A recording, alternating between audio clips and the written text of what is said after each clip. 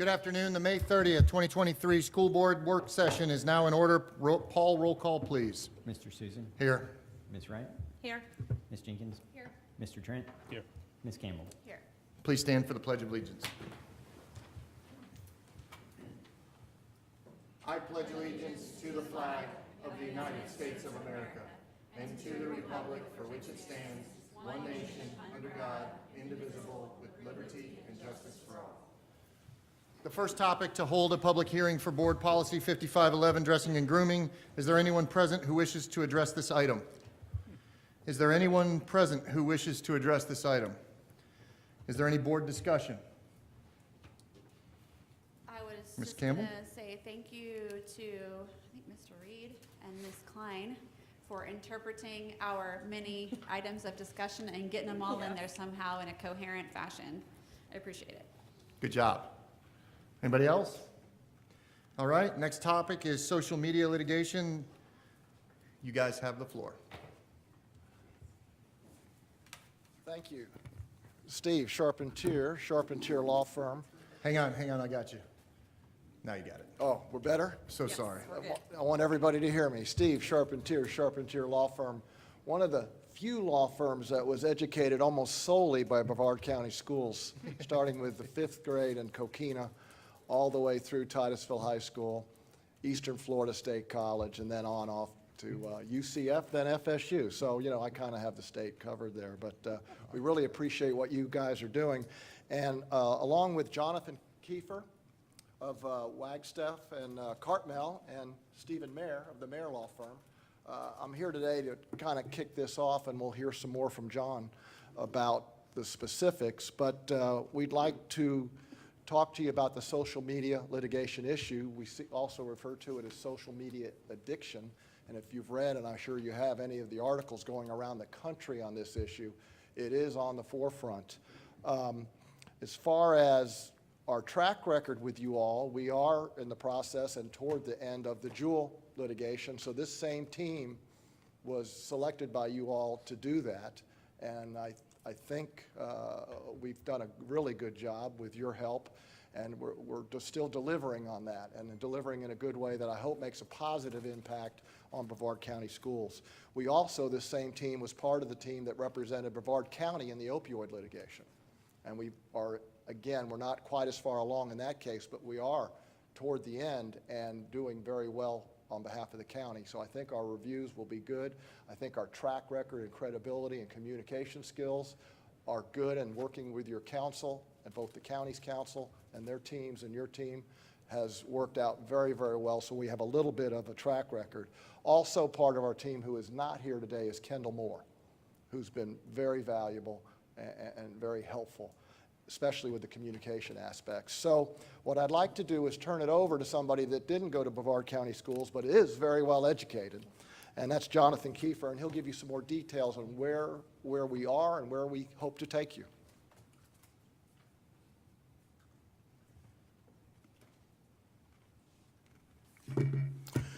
Thanks, Steve. As Mr. Sharpentier indicated, I'm John Kiefer from the law firm Wagstaff and Cartmel, along with Steve Mayer from the Mayer Law Firm in Winter Park, and Mr. Sharpentier. We're here to talk about litigation we've brought against several social media companies on behalf of school districts nationwide.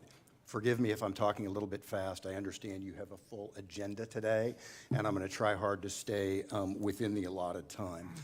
Mr. Sharpentier mentioned briefly the Jewel litigation. I'm going to touch on that very briefly at the outset, primarily because I understand there are some board members today that were not on this school board in late 2019 and early 2020 when we initiated the Jewel litigation. And this litigation against the social media companies in a number of respects is similar to that. So I want you to know a little bit about that and kind of our experience with this type of work. My law firm was the first law firm in the United States to initiate litigation against Jewel Labs, maker of the popular e-cigarette, on behalf of school districts for essentially the plague that was unleashed within the public schools and kind of the creation of a new youth nicotine epidemic. We did that in 2019. I'm happy to say that certain school districts in Florida were among the very first who were willing to step out front and help us lead that litigation. We litigated that case hard and did most of the work in the middle of a pandemic.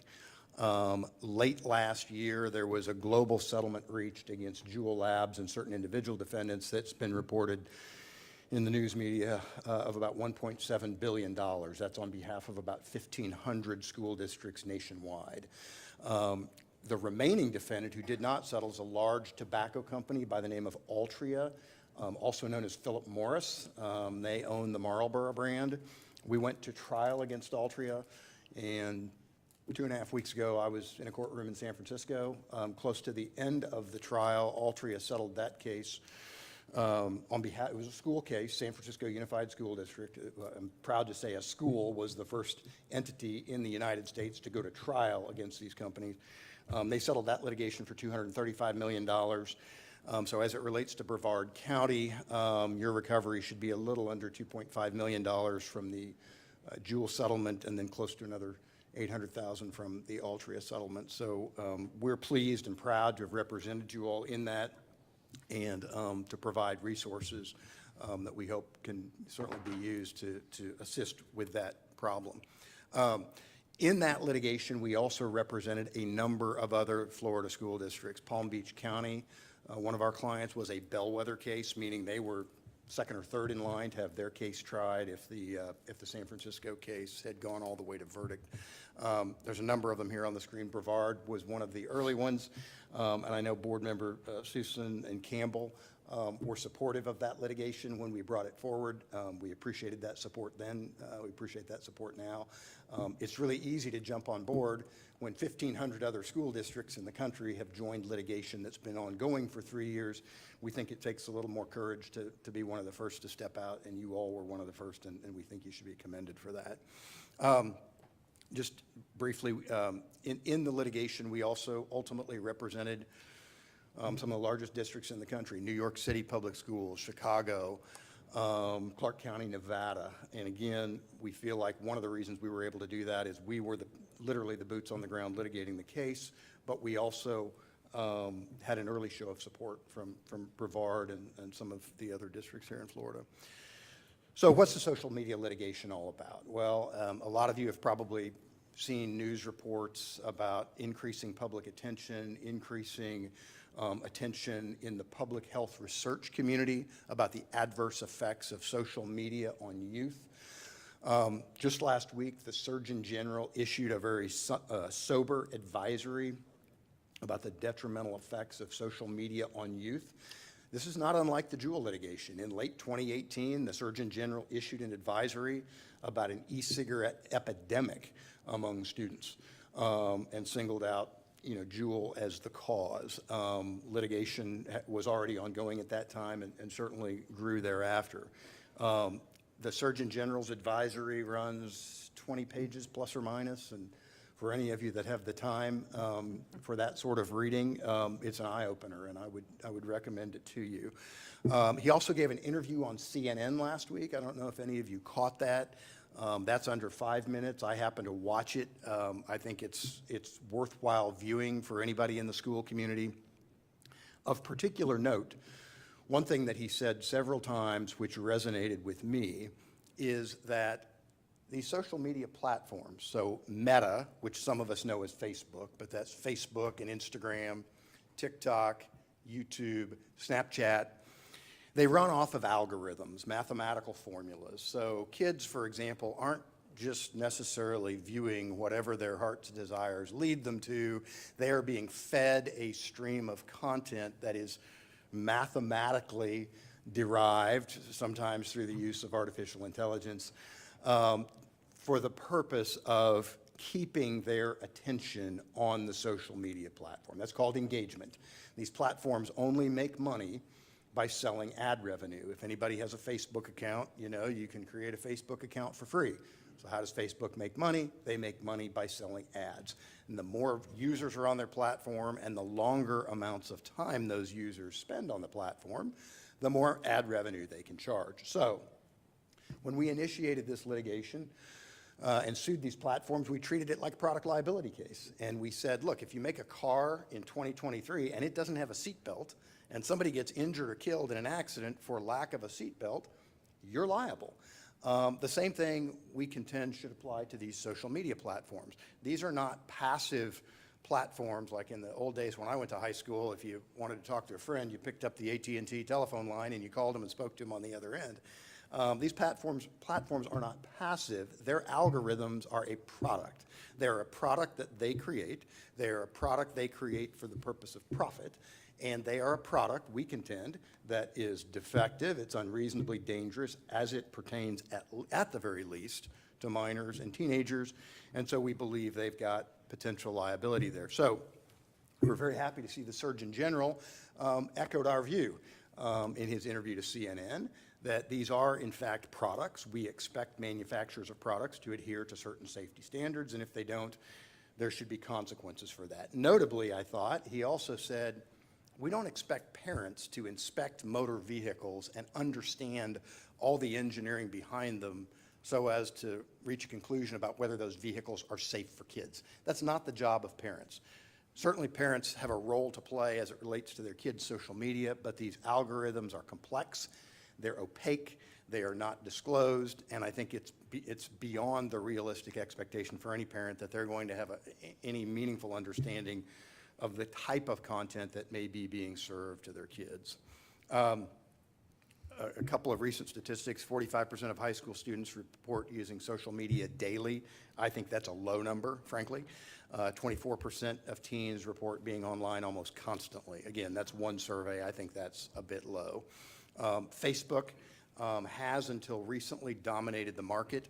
In 2021, it had almost 3 billion users. Ad revenue for Facebook in 2021 was $115 billion. And again, as I said a moment ago, they only make their money through users spending time on the platform. Our litigation was given a bit of a jump start. Some of you may be aware of this, but there's a young lady by the name of Frances Haugen. She gave an interview to 60 Minutes and then testified before Congress. She is, in effect, a whistleblower from Facebook. Left the company. She was in sort of their youth protection, so they call it, area. And became convinced that they were not serious about doing anything that would protect youth from the adverse effects of their platforms. And in fact, we're doing the opposite. She left Facebook a couple of years ago, took a trove of documents with her that show that certainly Facebook, or Meta, as it's now called, was and is well aware of the impacts that its algorithms have on kids. These are from internal documents from Meta. They report 13.5% of teen girls say their platform makes thoughts of suicide or self-injury worse. 17% say it makes thoughts of eating disorders worse. And 1 in 3 say Instagram and Facebook make body image worse for kids, especially girls. In spite of that, knowing that, Facebook set a 3-year goal to create more products for preteens. And their internal documents from 2020 say, why do we care about tweens or preteens? Because they're a valuable but untapped audience. And as we stand here today, they are still making efforts to get younger and younger people on their platforms. Other platforms are increasing in popularity and frankly starting to overtake Facebook and Instagram, YouTube, TikTok, which many of you I'm sure have heard of, and Snapchat.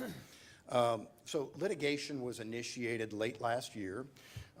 Like the Jewel case, there are individual cases that have been brought by, for example, families of teens who've committed suicide as a result of problems associated with social media, kids who've had eating disorders and hospitalizations as a result of social media, and school districts. There's litigation consolidated in the Northern District of California Federal Court, which is where our Jewel case was. And there's also some state court litigation that's consolidated in Los Angeles. That's the exact same kind of legal track that the Jewel litigation followed. The defendants in the case are Meta, Snapchat, TikTok, and Google. And the crux of the case is that these platforms, individually and collectively, through their algorithms, are designed to, and in fact do, foster social media addiction, particularly as it relates to youth. I'm going to skip past a few of these slides because I know we're limited on time, and I'm trying very hard to stay within my time frame. A lot of these things I'm scrolling past are internal Facebook documents that we have as a result of Ms. Haugen's congressional testimony. Symptoms of social media addiction are everything from modifications to mood, to behavioral, cognitive, and emotional effects, withdrawal symptoms if kids are kept off of social media, conflict that results between kids that initiates on social media, and relapse. You may see in the school arena declined academic performance, sleep disruption, anxiety, depression, et cetera. The question may be asked, so what are these platforms supposed to do about it? Well, there's various things that we contend they should have done, and their internal documents indicate that at different times they've considered some and have not. That is limit the hours that notifications are sent to kids, limit the hours that kids can access certain of the platforms or certain type of content, limit features of their algorithms, which so far they've been unwilling to do, and limit the use of social media influencers. Schools here, like in the Jewel case, are very much on the front lines of this. And it's everything from disruption in the classroom, for example, teachers trying to teach while kids are preoccupied with their phones or messaging or sending photos, student conflicts that arise on social media, the TikTok challenge that I'm sure some of you have heard about, which has resulted in, school property damage, all the way up to increased demand for student supportive services, student mental health services directly tied to social media use. We recognize that some of these problems are complicated. Some of them are multifactorial. I think there's been a lot of press about teen mental health issues sort of writ large, and different factors have been implicated in that. Certainly, distance learning during the time of the pandemic has been one factor, but over and over again, what you're hearing more and more, and what we're hearing from our school clients, is a very substantial part of these problems arises from use of these social media platforms and the kind of content that they feed to kids. I talked about some of the impacts on the schools, and again, we could talk more in depth at a session where we weren't so time limited about the very specific impacts on Brevard County. Some of the schools we've talked to, depending on the schools, have spent hundreds of thousands and in some cases millions of dollars to deal with the problem, to increase student supports, et cetera. And like was the case with the Jewel litigation, none of this is going to be fixed overnight. We don't have the, I'm not a legislator, and I'm not a prosecutor, so I can't change the law, and we can't send anybody to jail. But what we can do is sue them in massive litigation and try to make them pay a whole lot of money, which we think directly, hopefully, will give schools resources to help address these problems, and indirectly will de-incentivize these companies from some of their previous bad behavior. If you hit them in the wallet, the thinking goes, you get their attention, and hopefully you change behavior. A number of schools have filed already or have signed up. Our client, Clark County, Nevada, I think it's about the 5th largest in the country, has voted to join this litigation. Orange County, Florida, I apologize for the typo on the screen. I was tweaking this over the weekend and didn't catch that. But Orange County here in Florida has voted to move forward with us. And there's a number of others. And we're confident. I don't want to get ahead of any of our other clients, but based upon conversations we've had with the Florida clients we represented in Jewel, we're confident that most, if not all of them, will likely come along in this litigation. The litigation model that we're following here is largely the same as what we did in Jewel. It's called public nuisance, same legal theory. I won't take up our time to get into that today, but that's part of the theory that was used in the 1990s to fight the big tobacco companies, and the Mayer law firm, Mr. Mayer and his father, Mike Mayer, were instrumental in achieving that result for the state of Florida. It's the litigation model we used in Jewel, and it's the one that we're pursuing here. As in Jewel, we do this work exclusively on a contingency basis. So that's all time, all expense. If we are unable to generate a net positive financial recovery for Brevard County, we don't get paid. It's as simple as that. It's meaningful litigation, it's socially important litigation. We think it's litigation that lots of schools need, and frankly, many are welcoming. And in our situation, kind of what you get is a law firm that has a depth of expertise in these issues nationally, and we always partner with the best of the best sort of local law firms, in this case, the Mayer Law Firm and Mr. Charpentier, who are, plugged in with the district and can be sensitive to your needs and the things that are unique about Brevard County. So that's really it for the comments that I had today. I appreciate you giving us time to consider this. I'm happy to take questions now or at another time or come back, but we really do appreciate you giving this your consideration. It's been our pleasure to represent you up to this point, so thank you. So I appreciate your time. I want to give the school board members a second to maybe comment towards this, if that's okay? Yeah, certainly. Do you guys have anything to mention? Thank you. Obviously, this is a major concern. We're well aware of it as a community and as a society, I think. And so this might be heading in the right direction. Don't know if you guys got to check out Bama Rush yet. Check it out, because it plays right into this conversation, and it's really eye-opening to the effects of our kiddos who started when Facebook and TikTok, all that kind of started, and now they're transitioning into adulthood. So take a peek into that. That's not really the point of it, but that's what I took out of that.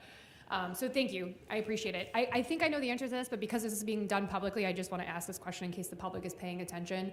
How long potentially can a litigation like this last? How many years? It's a great question. Almost all our clients ask it, and we, the lawyers, ask it because we have a lot of time and resources invested in these cases. The answer is it's always hard to say. We have typically the larger, the more complex, and the more at stake, particularly money in litigation. As a general rule, those cases go longer than cases that are simple where the stakes are smaller. We've had some of these cases stretch on for over 5 years. The Jewel litigation, we were really pleased. We went from basically the inception of that to full resolution, including a trial that was about 2 days from going to the jury, in a little over 3 years against huge companies, including the largest tobacco company in America. And we did that substantially. Most of the workup of that case was done in the middle of a pandemic, so it was done remotely. To be candid with you, I would say that's a little atypical on the short side. Could it go longer than that? It absolutely could. Could it be less time than that? It could as well. It's hard to read the tea leaves in these cases. One thing I will say, and I don't want to get out over my skis since this is a public meeting, these companies are manic about protecting their algorithms and their internal documents. This sort of litigation puts those things directly in the crosshairs. That kind of information is usually the type of thing that is sought and obtained in whole or in part in the early stages of a case. So depending on how this unfolds, there could be business side incentives that the companies have to, come to the table earlier rather than later in this case. But that, that's speculation on my part.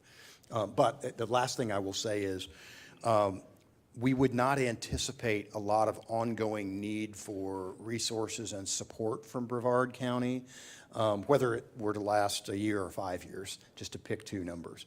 In the Jewel case, Brevard had to fill out about a 45-question questionnaire, with things as basic as how many schools do you have, how many students do you have, and then some questions, a bit more complicated. But in most cases, it took anywhere from a half a day to a couple of days to gather that information. We would anticipate a similar process here unless Brevard was selected as a bellwether school district to kind of go through full discovery and potentially a trial. And we don't put any of our clients forward as a proposed bellwether unless they want their name proposed. We don't have any interest in having our clients sort of involuntarily thrust to the forefront. So even though, I'm sorry for the long-winded answer, but I wanted to be complete. Even though the litigation could go on for a while, we don't anticipate there's going to be a need for ongoing work and support from the district in any substantial way, regardless of how long it goes on. Thank you. And I understand that answer is going to have a million variables and a couple of offshoots that we can't predict. But I appreciate that very much, just because if this is something that we do pursue as a board, I can see, hopefully, with conversations that we're going to start having a little bit more focused on the mental health of our students, I want the public to be aware that this isn't something that would just, turn around and generate revenue and changes for us. All right, right. Ms. Campbell? Sure. So thank you, and thank you for your work and all your firm's work on the Jewel litigation. So this one's a little more complicated, and I think certainly having 3 teenagers of my own, I see that problems that have arisen, especially in that area when it comes to social media. The tricky part is, for me, Jewel's an easy decision. Because there's no good, healthy purpose, right, for that. Social media is a two-edged sword. I mean, there are the harms, but then there are the great benefits. Our own district, we have social media pages on all those platforms that we use because it's a tool. And so my thoughts, we've got all, obviously social media's been in the news when it comes to the state legislature. Also, Congress is taking a look at it. There's more focusing on, the international aspect of it. But I've seen some social media cases even, I think, have gone all the way to Supreme Court, at least on some early decisions. So what have you seen in that kind of trial basis that might kind of lead you, as far as what the Supreme Court, or however far it might go, what they might do for a company like this when it comes to First Amendment rights? I'm just trying to figure out, is it as much of a home run as Jewel seemed to be? Yeah, those are great questions, and there's several there. I guess the first thing I'd say, as it relates to the Jewel case, and I'll borrow your term of a home run, we're pleased with the outcome, obviously.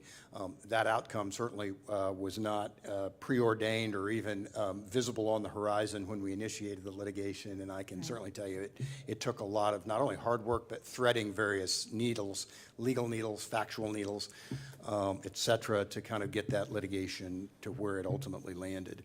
As it relates to social media, you've obviously been paying attention. The case in the Supreme Court, there were 2 actually. The lead case is called Gonzalez versus Google, and there was another similar case involving Twitter. The Supreme Court actually handed down a ruling on those cases within the last month, and without getting us stuck in the legal weeds, because we're time limited, the real issue before the Supreme Court was a statute called Section 230. And Section 230 is a law that was passed in the 1990s, in the very early days of the internet. And it gives broad immunity to these social media platforms.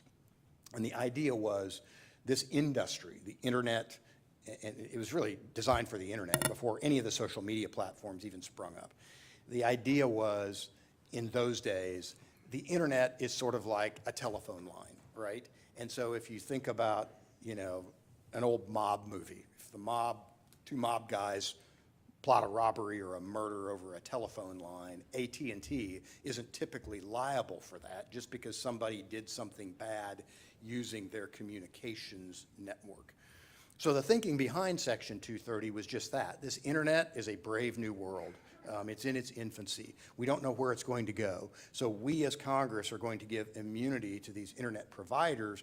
Otherwise, so the thinking went, they might be hit with a barrage of lawsuits. Well, that's all fine and good, but that was over 25 years ago. Nobody had thought about Facebook or Instagram or TikTok, and certainly nobody had thought about these algorithms that are feeding content to youth at those points in time.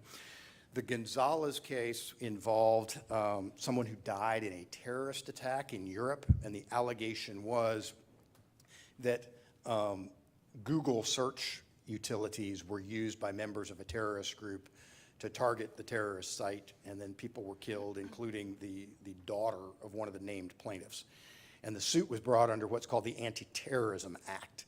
And the question was, does Section 230 provide immunity for bad acts done under the anti-terrorism statute? Different than our case. The Supreme Court decided the case on very narrow grounds. It did not give any wholehearted endorsement to Section 230. It also did not repeal Section 230. And it said that issue's for another day. Gee, maybe Congress and the legislature will take it up at some point in time. The way we view it is it doesn't impact our case at all because we're taking a very specific tack with this case, and that is we're treating these platforms like a product, just like a car without a seatbelt, to use my earlier example. And our view is Section 230 does not provide immunity for that. This is, if a platform is building a mathematical formula that serves content to minors that they're not necessarily even asking for, that's outside the ambit of Section 230 immunity. So I said I wasn't going to get into the legal weeds, and I kind of got into the legal weeds. That's what happens when you get a lawyer talking. But we feel like the case is and will remain viable. And I'm not casting stones at Congress or state legislatures, but those wheels are often pretty slow to turn. And those wheels are oiled by industry lobbyists and all sorts of things. And so we're all in favor of more regulation. We're in favor of more legislation. And the tool we have in our particular toolbox is litigation. And it's not, this wouldn't be the first time that the litigation tool is sort of out front of the legislation and the regulation tool. Gotcha. But I agree with you. It's a complicated case. It's a complicated issue. It's stuff that parents and kids and teachers are all wrestling with, but we feel like this case can do some real good. So. Right, thank you. Yep. Thank you, Ms. Campbell. Ms. Wright, sure. All right, thank you for this presentation. Honestly, I'm in favor of this because the social media aspect of what it's doing to our children, it's alarming, it really is. And I think being at the forefront of it is better than being behind it. Ms. Campbell, what you had said about it being a tool, age appropriate, I think is really where we will see this headed eventually, but that's gonna happen through legislation. It's complicated as a parent who has kids that are trying to navigate through the same thing. I grew up in a generation where we didn't have social media. So then now you as a parent are trying to parent children that have this tool that we're not 100% familiar with. So I think it's very, very wise to go at it from the product litigation aspect. I think that you have some winnable things there. So I'm in favor of this. I appreciate the work that you guys have done with Jewel, and I'm looking forward to, hopefully one day we'll see the legislation step in there, but the speed of government is very frustrating. So if we can do this and we can litigate and get there faster, then I think that that's probably a good thing for us. Mr. Trent. Without repeating, it's going to be a challenging, for you, and it's going to take a long time, and I'm glad you're going to be there fighting because I'm also for it. I've got 5 kids of my own, and we've been there from the very beginning, and it takes up a lot of time in parents' days just to talk to their kids about it, and it's like having somebody else living in your house with your children, and it's a constant concern within households. So it's worth battling. So I thank you. Yeah, certainly. Thank you. Thank you. Paul, if I could ask a question. So in the Jewel litigation, we moved forward with, this through a process. What is the process about? Seems like we have a majority of the board members that are willing to. I know we haven't had real deep in-depth conversation about it, but what would the process be? Would they bring forward an active engagement, like a MOU, and how does that work? The board gives consensus to move forward, and they'll send their retainer agreement, and it'll get put on the agenda. Okay. All right. And then if that was something that this board was to move forward with doing, how long does it take you guys to bring back that letter of engagement and a retainer agreement? Matter of days. Okay. Yeah. All right. So here's where I'm at. I want to say thank you, Mr. Meyer, for in the late 90s, I worked for Greenberg-Traurig as their legislative coordinator in Tallahassee. And I watched a lot of the legislation. I also was an intern up in the Capitol because I went to Florida State also, political science major. And what I did was I watched on one hand where they were transitioning many of the tobacco farmers and a lot of what they were doing, and then also figuring out what to do with some of the money to engage inside of our communities to make sure that this didn't happen again. And when you look at it from that perspective, it's one thing, but then when you look at the perspective of what the tobacco farmers, or not what the tobacco farmers, but what the tobacco companies were doing then to make that happen was absolutely disgusting, what they did, and what brought about those lawsuits. So I want to say thank you for the time. I did want to know that that was a big deal up there. Juul, when we sued them originally, just so everybody knows, my reason that I did it was not because I thought that I didn't know if we'd win. I didn't even care. I knew what they were doing to our kids. They were targeting them, and I just wanted to basically punch them in the face. So with me going forward with a lawsuit was saying, you know what? Who cares how this thing turns out? We're going to take action in some way, because sitting back is something that I never like to do. So from my perspective, when we did it, I was not looking forward to how much money we would get, how long it would take. I just knew that if we engaged with them, that it would start the process of holding them accountable, because we have no other way. Like, we can't pass stuff. Yeah, it's illegal to do inside of our schools, but we can't pass state legislation and all the other things, so it gave us an opportunity, so thank you for that. What I was looking at was, when we look at this stuff and we say, do we move forward, do we not, you look at, basically, is what they were doing to us targeting our children, and then did what they were doing when targeting our children affect something that we have?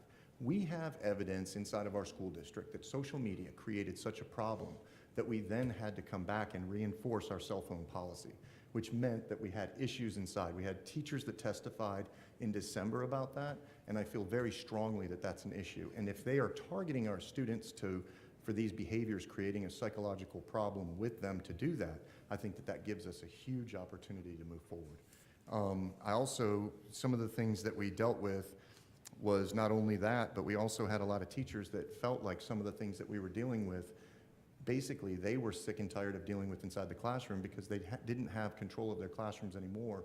When they started having these situations, it was really hard to teach, so thank you for that. But my key is that has they done anything, has Facebook, has TikTok, has any of these guys done anything to try to offset the effects that are happening inside of our schools? And I can't find any. That's where I came to. Can you talk to that a little bit? Yeah, nothing of any consequence at all. I mean, you hear lip service from time to time, but there's been no changes that any of us are aware of in their business practices, their algorithms.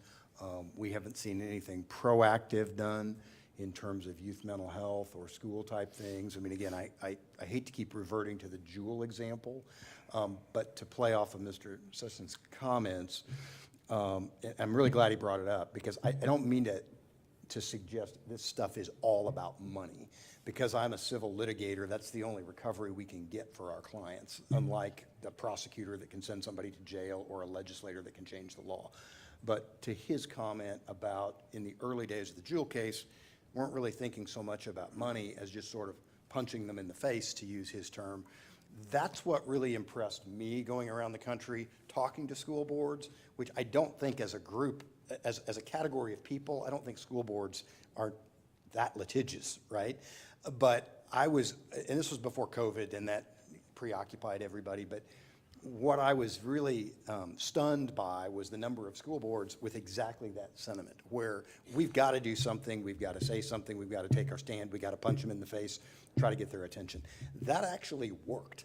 You can't always quantify the benefits, but I can tell you, Juul is still trying to get FDA approval for its product, which is a whole nother story.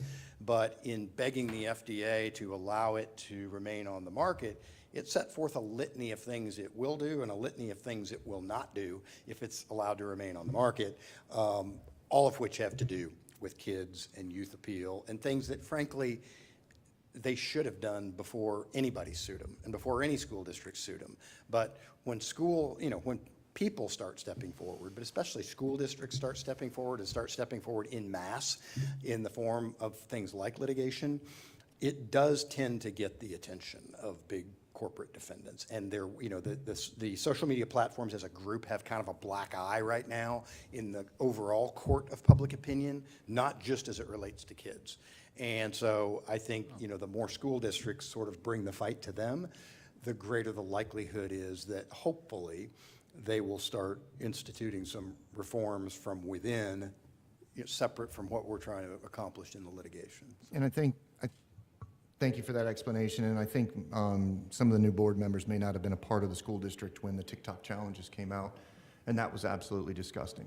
We actually had, just so people may not understand what it is inside the community, we had TikTok that created challenges to deface our school district property and also do things to our teachers, and then they would not take it down.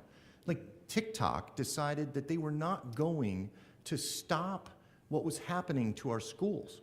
That, to me, was disgusting. Like, when we tried to appeal, we tried to do anything we could, try to grab other school board members to try to send stuff, and it was ignored.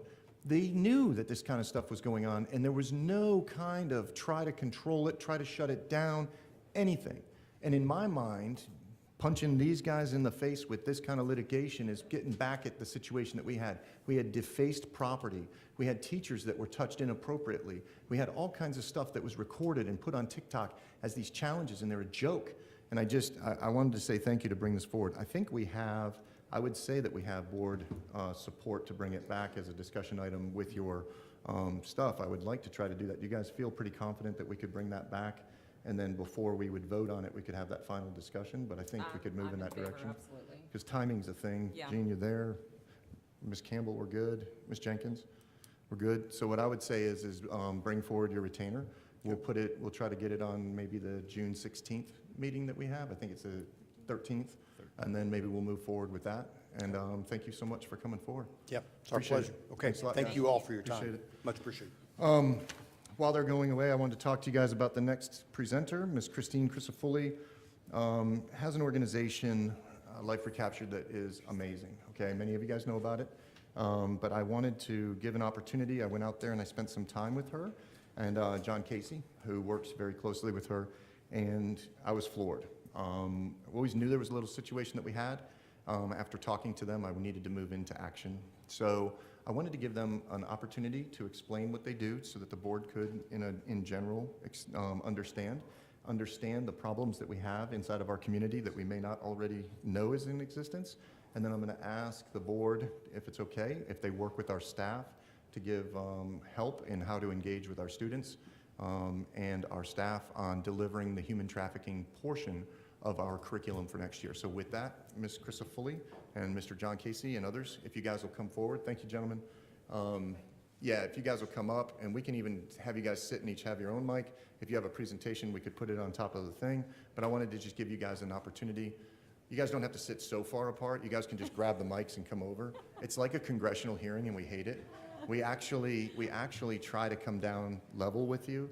But in some instances, when we're up here, we're just rolling. So I apologize. We could have set it up, but this is the best way we could do in the meantime. So with that, you have the floor, Ms. Crisafulli. So thank you for what you're doing to make sure that our Hang on. He's going to Mic's come not up on. and help Yeah. on the mics. Sorry. We need to make sure that you get taken care of here. Okay. Can you hear me? Okay. So thank you for making sure that our children have good education and for their safety. My name is Brandy Crisafulli. Christine is my secretary. That's okay. I am the founder of Life Recaptured. Sorry. And what we do, our organization goes out and we actually rescue those survivors who have been victims of human trafficking. And then we put them into safe homes. That's not an easy thing to do because when we bring them in, a lot of them were taken at the age of 4, 6, or 11. So when we bring them in, we have to have a lot of psychologists. We have to have medical help. We also have to have dietitians. We have to have overall holistic healing because there's a lot of chains in their minds for the things that they've been through. But we're with them and we will continue to be with those people for life. We're their families because we have found that a lot of their families are the ones that are actually trafficking them. So when I first heard about human trafficking was actually because of my little sister. She was a victim of human trafficking and she didn't make it. And I thought, human trafficking is in my own backyard?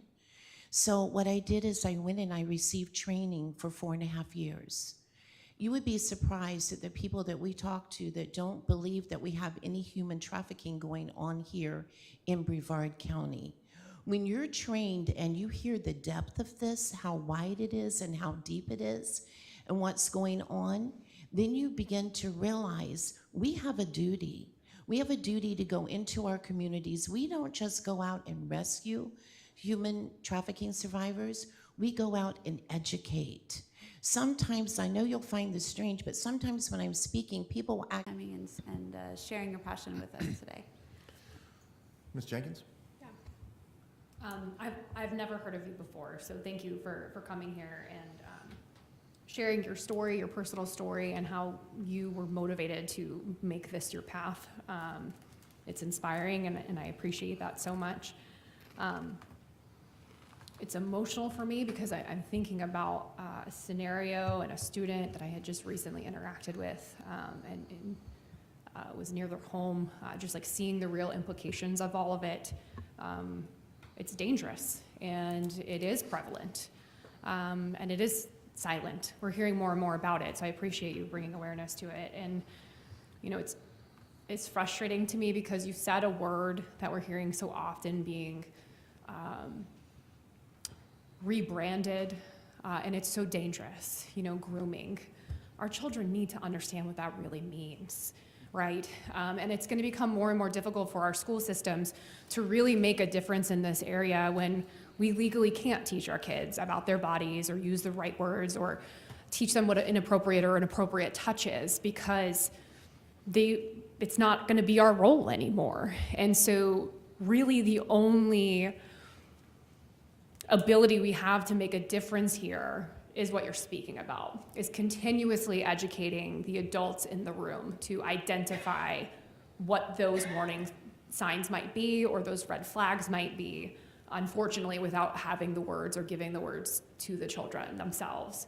I appreciate you, and I would love to get to know a little bit more about you guys after today. Thank you. All of you. Thank you. Thank you. Mr. Trent? Well, Brandy, Hi. here we are. Yeah. I have heard of you before, and you know, unfortunately, it wasn't a long time ago. It was just a year ago when I had somebody that was helping me during my campaign that made it very apparent that I needed to meet you. And you know, a little shout out to Ashley Clark in Merritt Island, who made it, you know, her mission to get us together. And it took a while. So it was last summer, about a year ago. Yes. And I hadn't heard of you. And there wasn't a dry eye in that was sitting around, you know, that little meeting we had at your place in Merritt Island. And you know, I just knew at that point we needed to get your organization and your word out any way possible. Thank you. And you know, I took it to heart then, and it's very nice to see you guys here today. We did vet these people, and when I say we vetted them, we 100% believe in them as well. You have done so much in Brevard that people just have no idea what you've done, and it was amazing to hear what you have done so far. And you know, kind of felt guilty. I'm like, this was going on without us knowing, and we'll do whatever we possibly can, you know, up here as much as we can to get the education out. And that's what we were really talking about. A little bit of education goes a long way. So we can educate the adults in the rooms, and we can leave the detailed messages away from our little kids, and that's Right. okay. Yes. So you have our support, you have our prayers. I want to thank you for everything you've done so far, but this is just the beginning. Thank you. Thank you. Thank you. I too had the honor of meeting you, Brandy and John. I'm very grateful. I'll never forget, Jean, actually during campaign season, you came back and you said, you have to meet this woman. She is really amazing and what she's doing. And I think you had attended an event that you had at your facility or your building up there in North Merritt Island. And got the opportunity to meet you, and honestly, I was blown away because I just didn't know what I didn't know. And this is a world that most of us don't live in, and we don't see, we don't even know what to look for. So I do believe that educating our staff will help us be the voice that can possibly bring awareness to this issue. I would love to see a day when trafficking is eradicated and we don't have it. It doesn't exist Yes. anymore. Yeah. So for your passion, for you to turn your tragedy into really your life's work and your testimony and how you're going to change things to save even just one child, it warms my heart like you do not know. So thank you from the bottom of my heart. I would love to do whatever we possibly can to get you guys in front of our educators, teach them the signs of what they can look for, give them the resources, because again, they don't know. If you don't know, you don't know. So Right. who do we call? What do we look for? Those things are very, very important to make sure that everyone is aware of. So thank you guys for coming today. Thank you for sharing your story, and thank you for making sure that your sister's legacy lives on through saving other children. Thank you. Thank you, everybody. I've had the great opportunity to work with John on a project. He built the dog park that sits over here in Sun Riviera, right? And I will tell you, everybody else was an elected official, so nobody really did any work, and John did it all. And I'll give him all the credit in the world. And there'd be like times I'd show up and he says, we don't have this, so I'd run out and go get it. But he literally was there every day. So I know, as you have vetted people, when John called me and said, Matt, you gotta come, I came. Because John, you work yourself very hard for causes, and there's no, I mean, like, he built a dog park and then everybody gets to go there, but he didn't like make money off the dog park. You built 3 of them, I know, but there's just something holistically about this group here, is that you care from the bottom of your heart. And I wanted to say thank you, John, for bringing me into this. Brandy, I apologize about the earlier. okay. It's saved in my phone that way, and my staff put it on this way, so I That's apologize. But I did want to say, I was speaking about this to some other people. Hey, we have this issue coming up, because I bounce a lot of stuff off of people. And the principal that I talk to very often told me, she says, yeah, I have a student that was human trafficked. And I said, really? And they're like, yeah, this is more abundant than what you know. So that even furthered me to push to do what we're trying to do here. My friend was an investigator for the sheriff's office and did many of these investigations. So for over the past probably 6 years, she left a year ago to take a private business job, but during that time, she was one of the lead investigators for these things, and the stories that I heard were just disgusting. So thank you for taking and absorbing this part of the world, because I know how much that wears on your body, seeing that, but the opportunity you see from the individuals that get better is so much worth more, Yes. right, in the end. Yes. So thank you for that. I do want to get to some of the deliverables now. We're getting ready to start in August on going to each one of the cities. We're talking to the clerks right now about setting that up. I would love you guys to come and educate as a part of it, to educate the city officials inside of there, the city, and see if there's community engagements. Because outside of, one of the things that we're talking about inside of those meetings is how we all are doing the same thing, wrapped around like after-school programs and all that stuff. So they have after-school programs that are running through their cities that could be educated on human trafficking. And in many of those after-school programs are in very high, dense areas for what you're dealing with, right? So like Titusville, Melbourne, and all of those Right. have the Boys and Girls Clubs and stuff like that. So I think that would be great if you could come along with that. I think I spoke to Dr. Sullivan about this already, and she had mentioned that this is inside of our curriculum and stuff like that. So if after this meeting's over, if you could just take a second and give your information to Dr. Sullivan in the back and just say, hey, and then she'll start working on getting you engaged into helping us through the education of our staff, our students, and our parents, and then also setting up for some of the way we deliver our curriculum, maybe better through discussing it with you guys. That's great. So That's wonderful. does that sound okay with everybody? Kind of a deliverable for it at the end? Yeah, All right. absolutely. Well, you That's guys, great. thank you so much. Thank you for taking the time.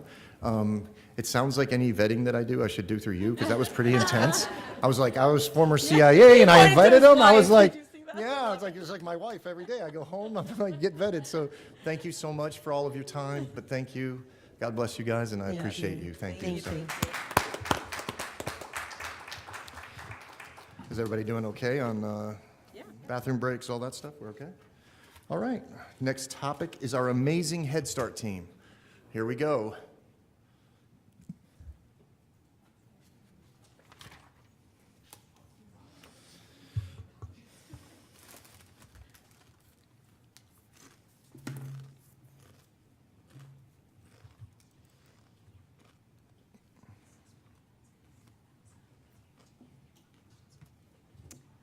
So good afternoon, everyone, and welcome to the Head Start Board Workshop.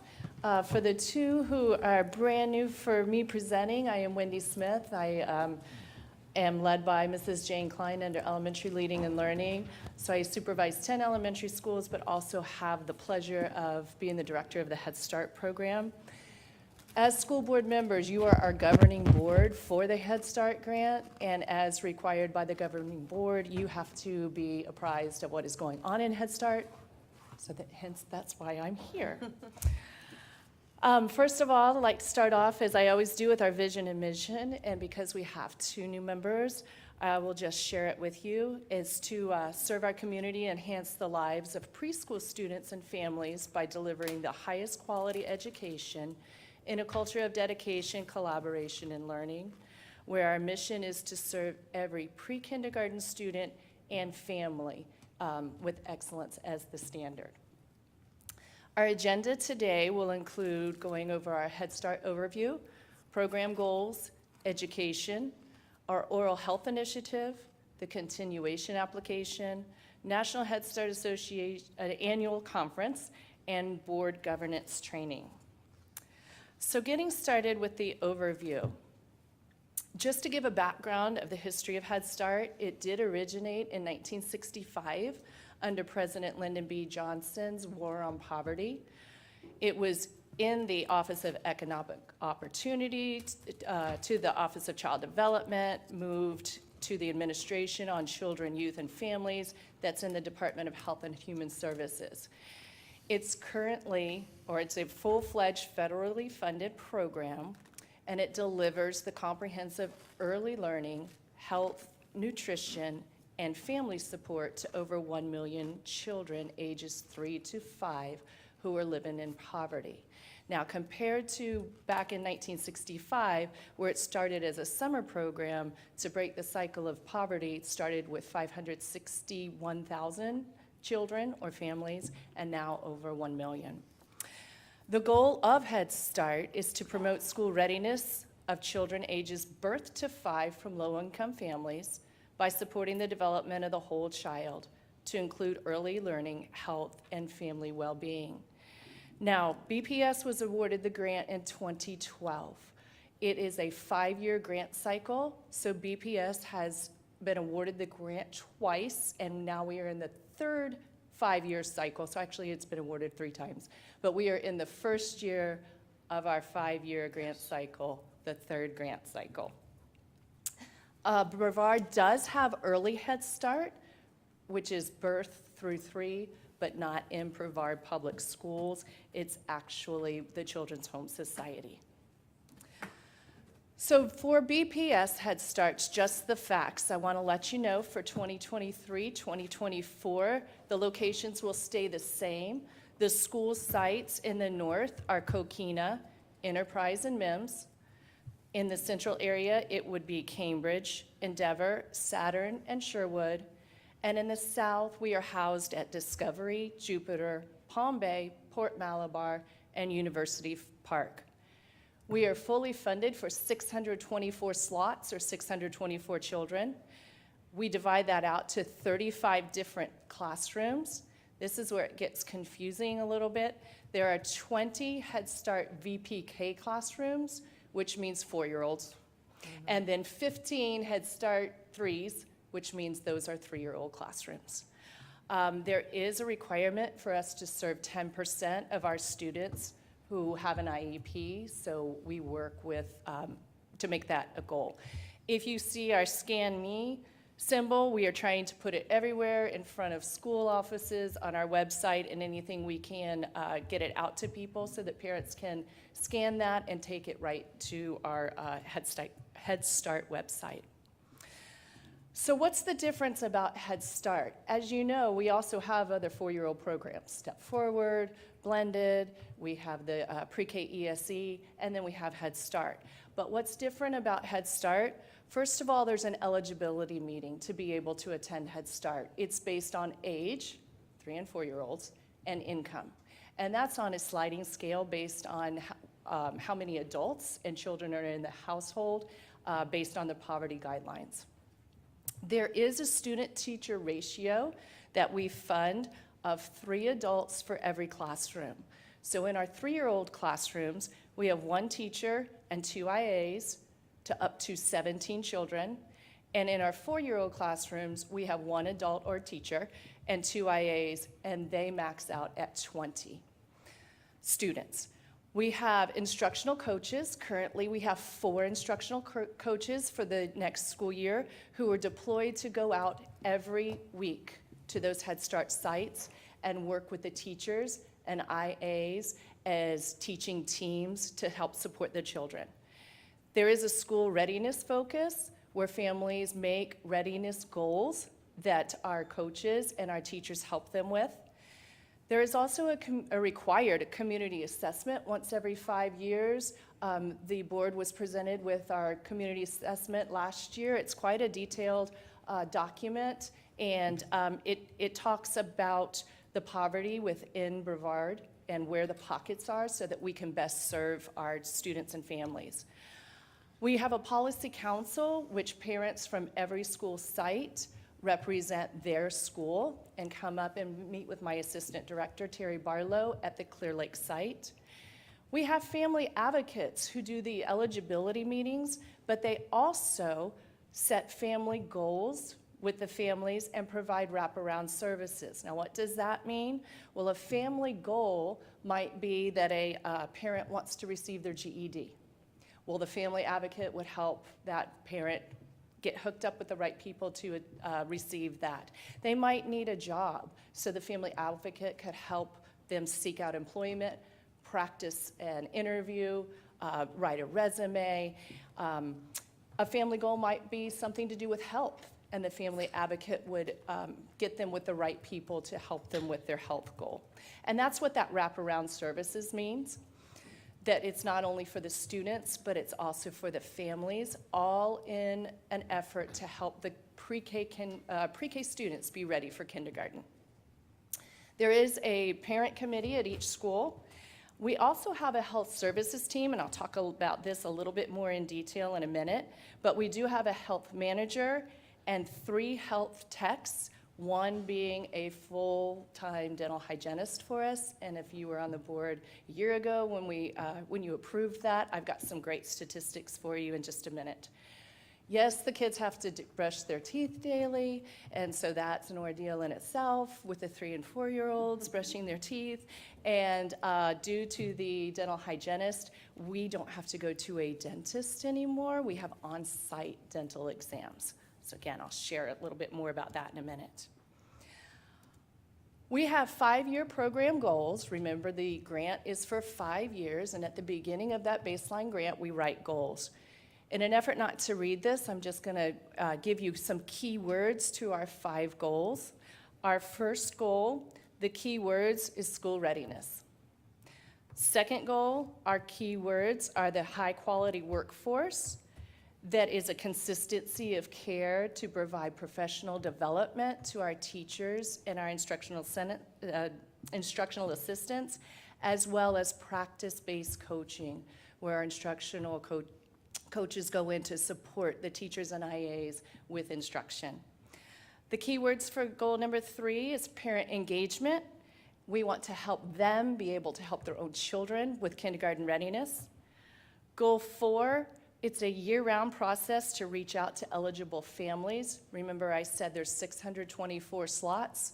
Once those 624 slots are filled, we don't stop. We keep up with the eligibility meetings. We're required to hold a wait list. So if one child transfers out and moves, that next kid on the wait list, the parent is called and they can come in within the next couple of days. And finally, our 5th goal is continuous improvement, with accountability, consistency, and efficiency in all of our service areas that include education and child development, the family, health, and also the program management. So for education, STAR Early Literacy, as you know, is the assessment for the 4-year-olds. It's the same for all of our VPK, or 4-year-old classes. For the first time this year, all pre-K 4-year-old classrooms had the same curriculum, the blended, the pre-KVE, the Head Start, and also the, what's the other one I just forgot. It starts with an S. Anyway, all of them. They use the same curriculum, and Head Start, we meet with families 3 times a year to kind of sit down, meet with them one-on-one and say, hey, this is where your child is, this is how you can help, this is how we can help, and what can we do to help you? Little bit different for Head Start, professional development. We have 12 school sites. My instructional coaches go out and provide professional development once a month, not only to our Head Start teachers, but also to those IAs, and so they become the teaching team. We do invite the other preschool or the pre-K teachers to attend if they would like to, and this is something I'm very proud of. 34 teachers are trained monthly. 68 instructional assistants are trained monthly, and when we added up all the hours, there were over 690 hours of professional development provided on-site specific to that school's site. The Oral Health Initiative, this is what I'm talking about the dental hygienists that we've had for 1 year now, and we're very, very proud about this data. This data looks a little confusing, but this is what we have to present to the Office of Head Start. So what I want you to take a look at, just to make sure that it's a little bit more clear.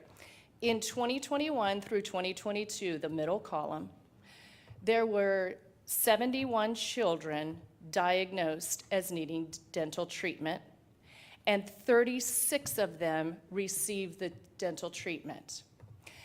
Now, the disturbing percentage is if you also look in that middle column, 53% of our students completed a dental examination. And really, that's pretty good data as far as Head Start goes, but not for us. Ms. Barlow and I said, listen, 53%, that's half of our kids getting a dental screening. We're missing half. What can we do? So Ms. Barlow, in the middle of the night, came up with this idea, and she came back to me and she says, we're going to hire a dental hygienist. And I said, we're going to do what? She says, yeah, we're going to hire our own dental hygienist. I said, wait a minute. That means our children's parents don't have to sign permission forms, load up on a school bus, the teacher and a couple of IAs and 20 kids, drive to a dentist's office. Picture this. One kid go back. Where are all the other kids? In the waiting room, reading a book, teacher trying to entertain, probably taking them to the bathroom. I can just see popcorn everywhere. So we said, you know what? Maybe parents don't want to have them go on that bus. Maybe they don't understand. Maybe they're scared of the dentist themselves. So it was a year-long process, but Terry worked with the Department of Health. We purchased a children's-sized dental chair. Got some pictures in a minute. We purchased an intraoral camera to take pictures of the teeth. The PPE for the dental hygienist. There's special glasses with a light on so she can see better for the pictures. Materials for the screening and assessment, and fluoride for the children. So then those pictures are sent to a Department of Health dentist who reviews the teeth and says if a child might need extra treatment.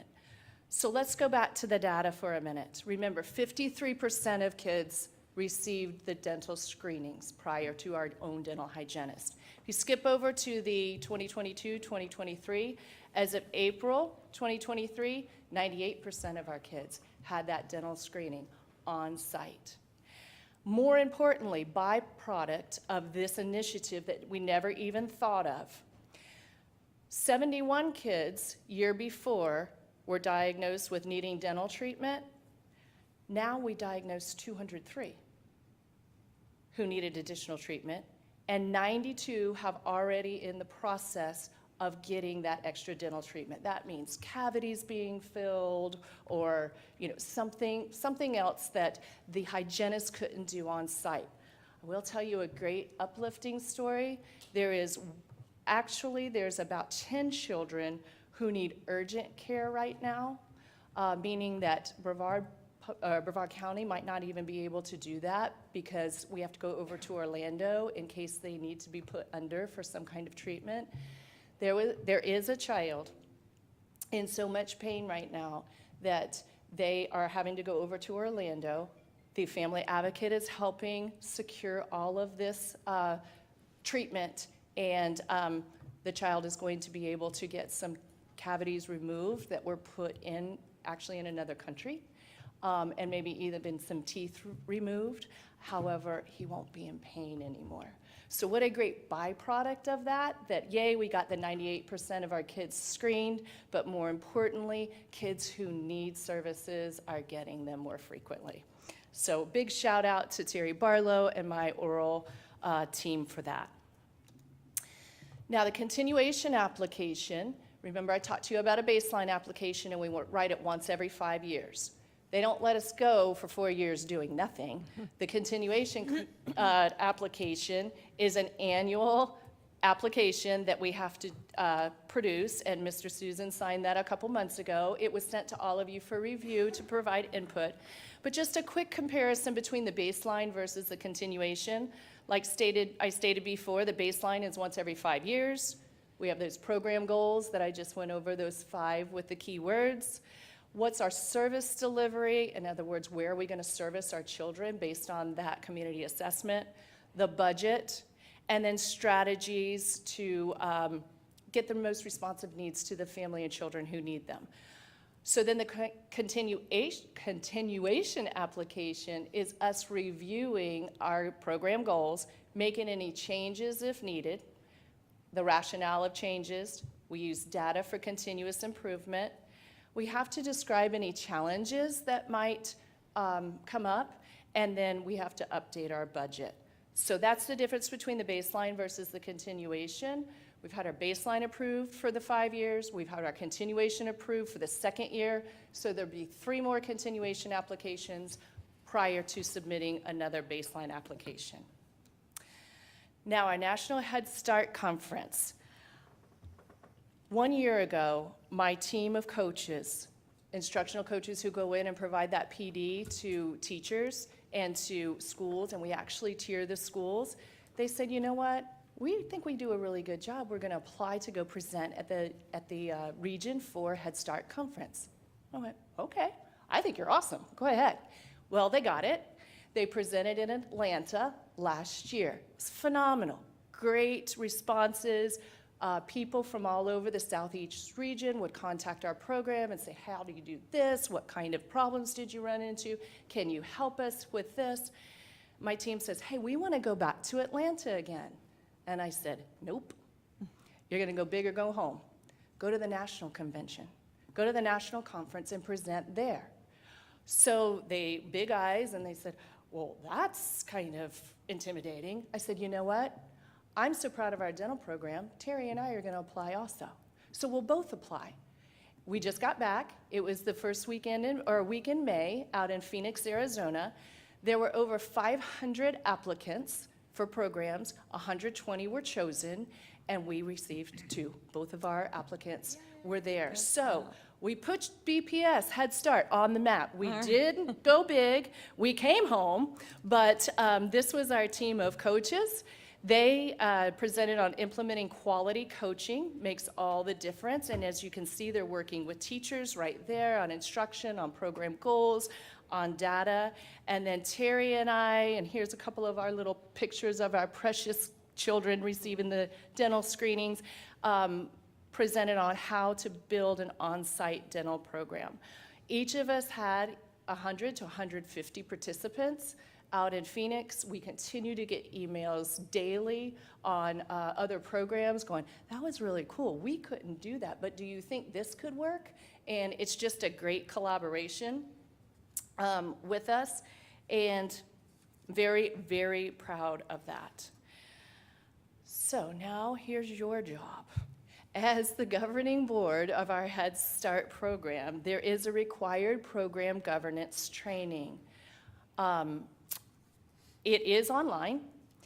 The links are within the PowerPoint. One is on the program governance training, which remember you are our governing board, And the other is how we make students eligible, recruitment, we select them, how the enrollment is done, and the attendance. So if you hear ERSI, that's what it stands for. We will be providing a sign-off sheet, just as document for our federally funded grant. And if you could get that completed by June 30th, I would highly appreciate it, as well as you are always welcome to ask any questions of Terry Barlow or myself if you're doing the training and you have some questions, or if you just have questions in general. So that concludes my presentation. Is there any questions? I had a couple, if that's okay. Yeah, I Sorry. got some too. Go ahead. Okay, you may have said this already and I missed it. How many family advocates do you guys have with the Head Start program? Well, as like we do with teachers, we have a couple of ads open. Okay. So we currently have 10 and we have 2 open. Okay. We are wanting to fill those. Okay, good. And then you mentioned the wait list and how many children were allowed to accept. How long is that wait list? Well, that depends, and there's a whole bunch of different criteria on selection. Like, for instance, if you are made eligible and you're homeless, you go bypass the wait list. So Okay. there's a whole different qualifications for different things, like if you receive SNAP, or I'm trying not to get into all the weeds of the things. That's okay. Is your question on how many are on the wait list? Yeah, just on average. Obviously, it doesn't have to be an accurate number, but Terry what would you maintains say? that wait list. What would you say, Terry? 300? Okay. Now, some of them are over income. So you could be made eligible, but you might make 250% over the poverty guideline, where this person is on the wait list and they are 100% under. So it is a graduated wait list and monitored every time a new opening comes up. Okay. The dental work that you're doing is amazing. Honestly, that was the part that I kind of focused in on when I was looking at this PowerPoint ahead of time. I thought this is really great that we have so many students. There's such a fear for children to go to the dentist, and honestly, this eliminates it. If you have that dentist right there with them, it gets them comfortable with it. So hopefully, it'll set up a lifetime of healthy oral habits, which is good. So Well, I will they'll tell stay you a on top of story it. that we've had mamas say, "Are you kidding me? My kid won't leave me alone. I have to brush my teeth before we leave the house, before I go to bed. He's become the toothbrush monitor." And but I mean, that's all in a good thing. Now, we will be doing these again. So if you ever want to go, it will make your day. Oh, Seeing these please send cute little us. kids hop up into this child dental chair. Now, I will say some close their mouth. And they're like, mm-mm, mm-mm. But the IAs are working with them. Amanda, our dental hygienist, is working with them. I've been there working with them. And then some are just, they hop up, they open their mouth like it's nothing. And then it's always helped that a toothbrush gets to go home with them, a tube of toothpaste, and of course, a bendable tooth toy. Oh, fun. Well, please send us the information. I would I love will. to come and see that. I when will. you guys It are is a doing good that. So day. Thank you for the presentation. I appreciate it. Okay. And I'll make sure you would like each of us board members to email you once we've completed the training that you No, sent the we'll link. send a signature sheet, and you Okay. can just sign that, and then we'll get it, just to put it in our files. Okay, sounds good. Yeah. Thank you. You're welcome. Anybody else? All right, yes. I think everybody's going to want to turn. Yes, please send that to Tammy so she can I she will. can hound us to get that done. I will. So, family advocates, I have a question. Do we have one per school, or do we have some that like oversee multiple So we programs, did have locations? one per school, and part of the leadership team looking at the procedures for that, some schools only have 2 classrooms, where other schools had 4 classrooms. Okay. So we have changed to not having one per school for the fairness and equity of one advocate having 2 classrooms, where another one having 4, and we've tried to split it out and divvy it out a little better. Because I was thinking at one time we had one We did. per program. Okay. We did, Yeah. But as the cost of all of our employees goes up and monitoring that money, Right.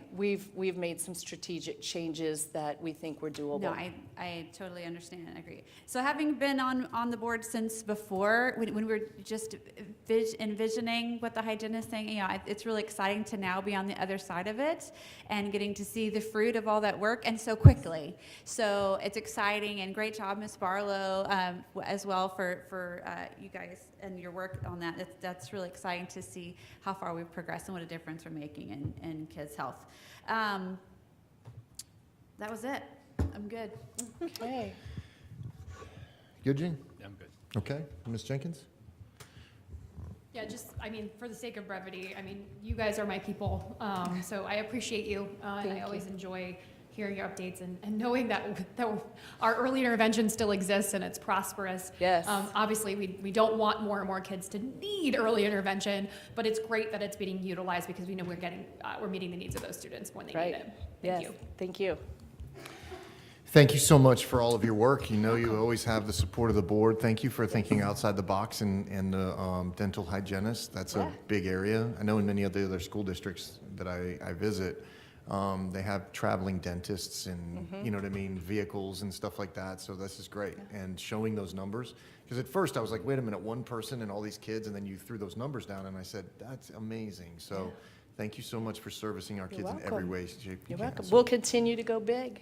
Yeah. We won't go home. We'll just Listen to continue to go this. big. All right. All right, well, thank you very much. If you You're have anything else to welcome. add, if not, we'll get prepared for secondary leading and learning's budget presentations. Anybody need to take a restroom break? Are we okay? Yeah, I might go to the restroom real fast. You want to take a second? I don't know if anybody else needs to go. We good? I'm good. All right, let it go, then I can just. It's fine. I need water, so. Okay, we're going to take a second. Okay. 5-minute break. Good timing. We're not gonna.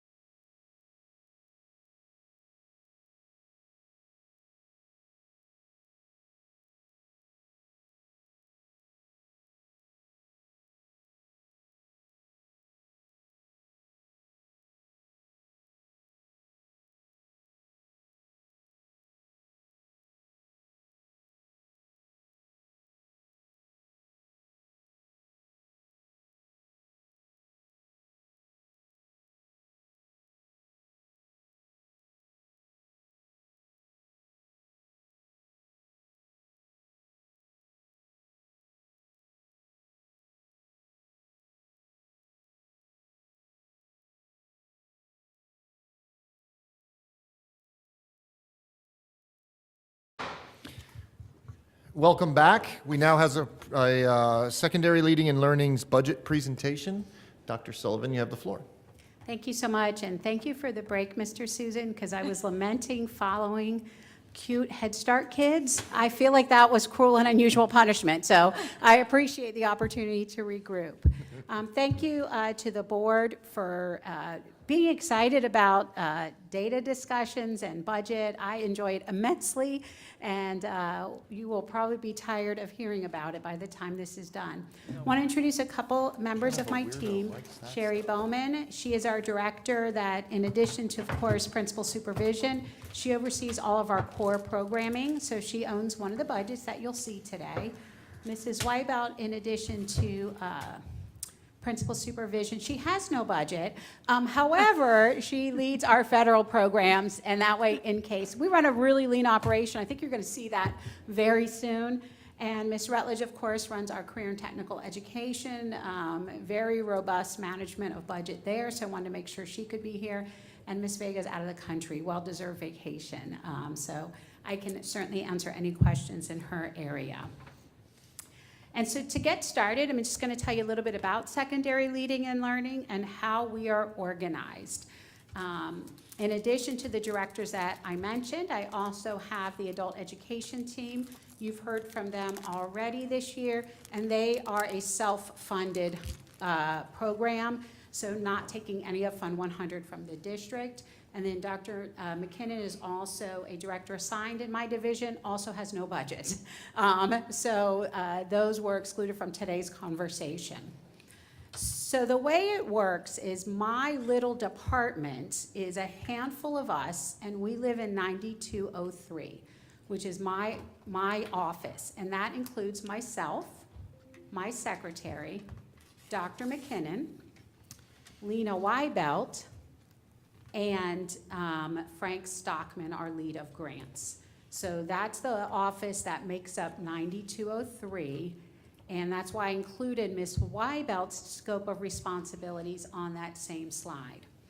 And so I also wanted to make it super easy for folks who wanted information beyond this presentation to go and look at the federal grants that we monitor as well. So Title II and Title IV is also under Mr. Stockman. You could click those links and see all the details of those budgets if you are interested. And the same with ESSER grants. We post everything online. We love transparency. Quite frankly, it's easier for us as well if we have every information out there for our constituents. So those grants were not the scope of today's discussion, but I wanted to make sure everybody knew they were there. Any amendment is also posted alongside them, and the complete grants as well. And so 9203, that department that I mentioned to you, this is our budget sheet, and as you can see, around $11,000 total for all expenses related to our department, primarily traveling to schools. As you can imagine, we travel to schools a lot.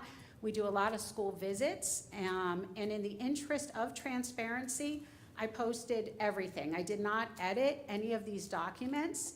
They are all represented here from my entire budget pool. So there's no additional product. Everything is right here. My standard disclaimer that we're all supposed to make, that these are tentative budgets. So I wanted to throw that disclaimer in there as well. But this is basically the operations within the 5 of us that live in this department.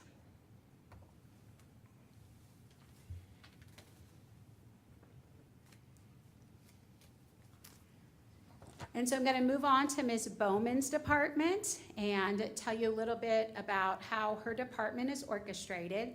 In addition to, of course, principal supervision, you can see her schools there. She's leading all of our traditional middle schools. She runs our core programming. Every person attached to our division is in this deck. So there's no additional list of employees, there's no additional budgets, it's all here. And we just thought that would be easier for the sake of our community.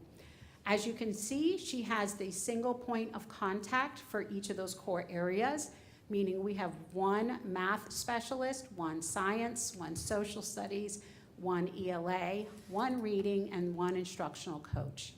And in some districts, these are administrator level positions. In our district, it is a 10-month teacher position, which does make training and professional development a little difficult, and there's no redundancies. These are the single point of contact for each of those areas.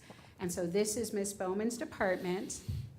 And then I'm gonna take you next to her budget. So this is the budget that manages that entire team, to include, again, the operations of math, English, science, and social studies. And again, it's a pretty lean budget when you consider the amount of people that are served in it. Again, school visits is the majority of the budget that is spent on making sure that we are available and accessible to all schools.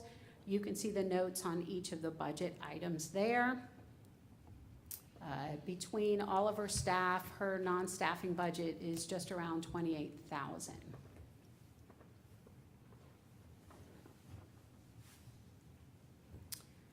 Ms. Vega is our director that oversees our comprehensive high schools, most of them, and she has acceleration and enrichment programs.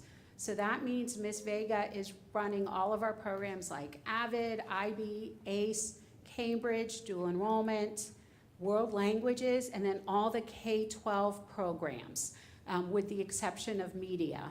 And so, as you can see, Ms. Vega has K-12 music, K-12 art, K-12 PE, and our college and career readiness folks. Like Ms. Bowman's team, these are single points of contact, no redundancy in staffing. Each of these are 10-month teachers at that teacher pay, again, unlike in some other spaces. And so, again, singleton contacts for the entire district. I should mention that most of our resource teachers manage a load of about 200 teachers. So they're the content specialists for those folks. And I've got to give a special shout out to Ms. Hauser, that's in her last year in the district. She manages gifted, dual enrollment, AP, IB, and ACE.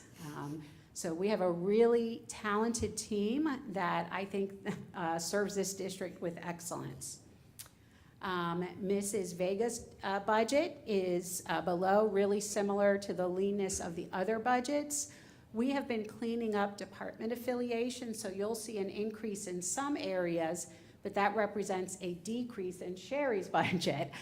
So we are robbing Peter and paying Paul, so to speak, as we reorganize folks into the better department. And again, you can see pretty nominal budgets there for the maintenance of the department. I'll give you a second to take a look at that as well.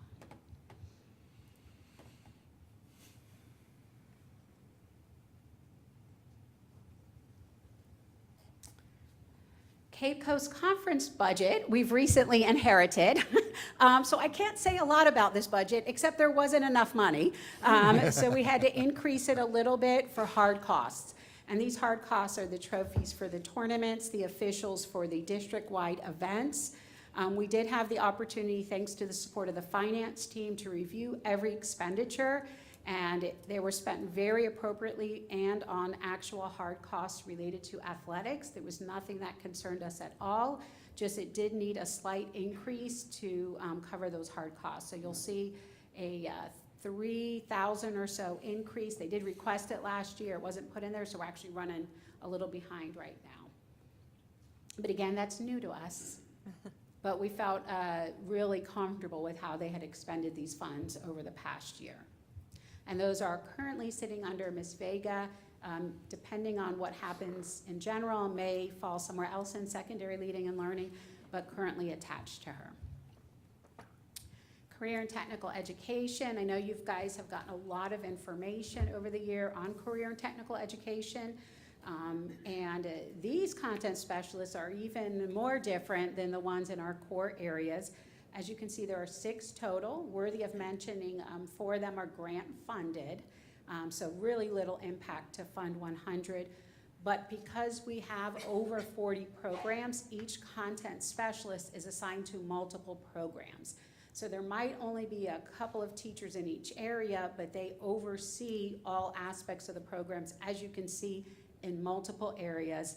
We count on them to become industry experts very, very quickly. And again, I know you all have worked with many of them, very, very talented pool of candidates that are developing programs, evaluating programs, and monitoring and supporting them. And that, again, this represents the entirety of the staff. There are no others there.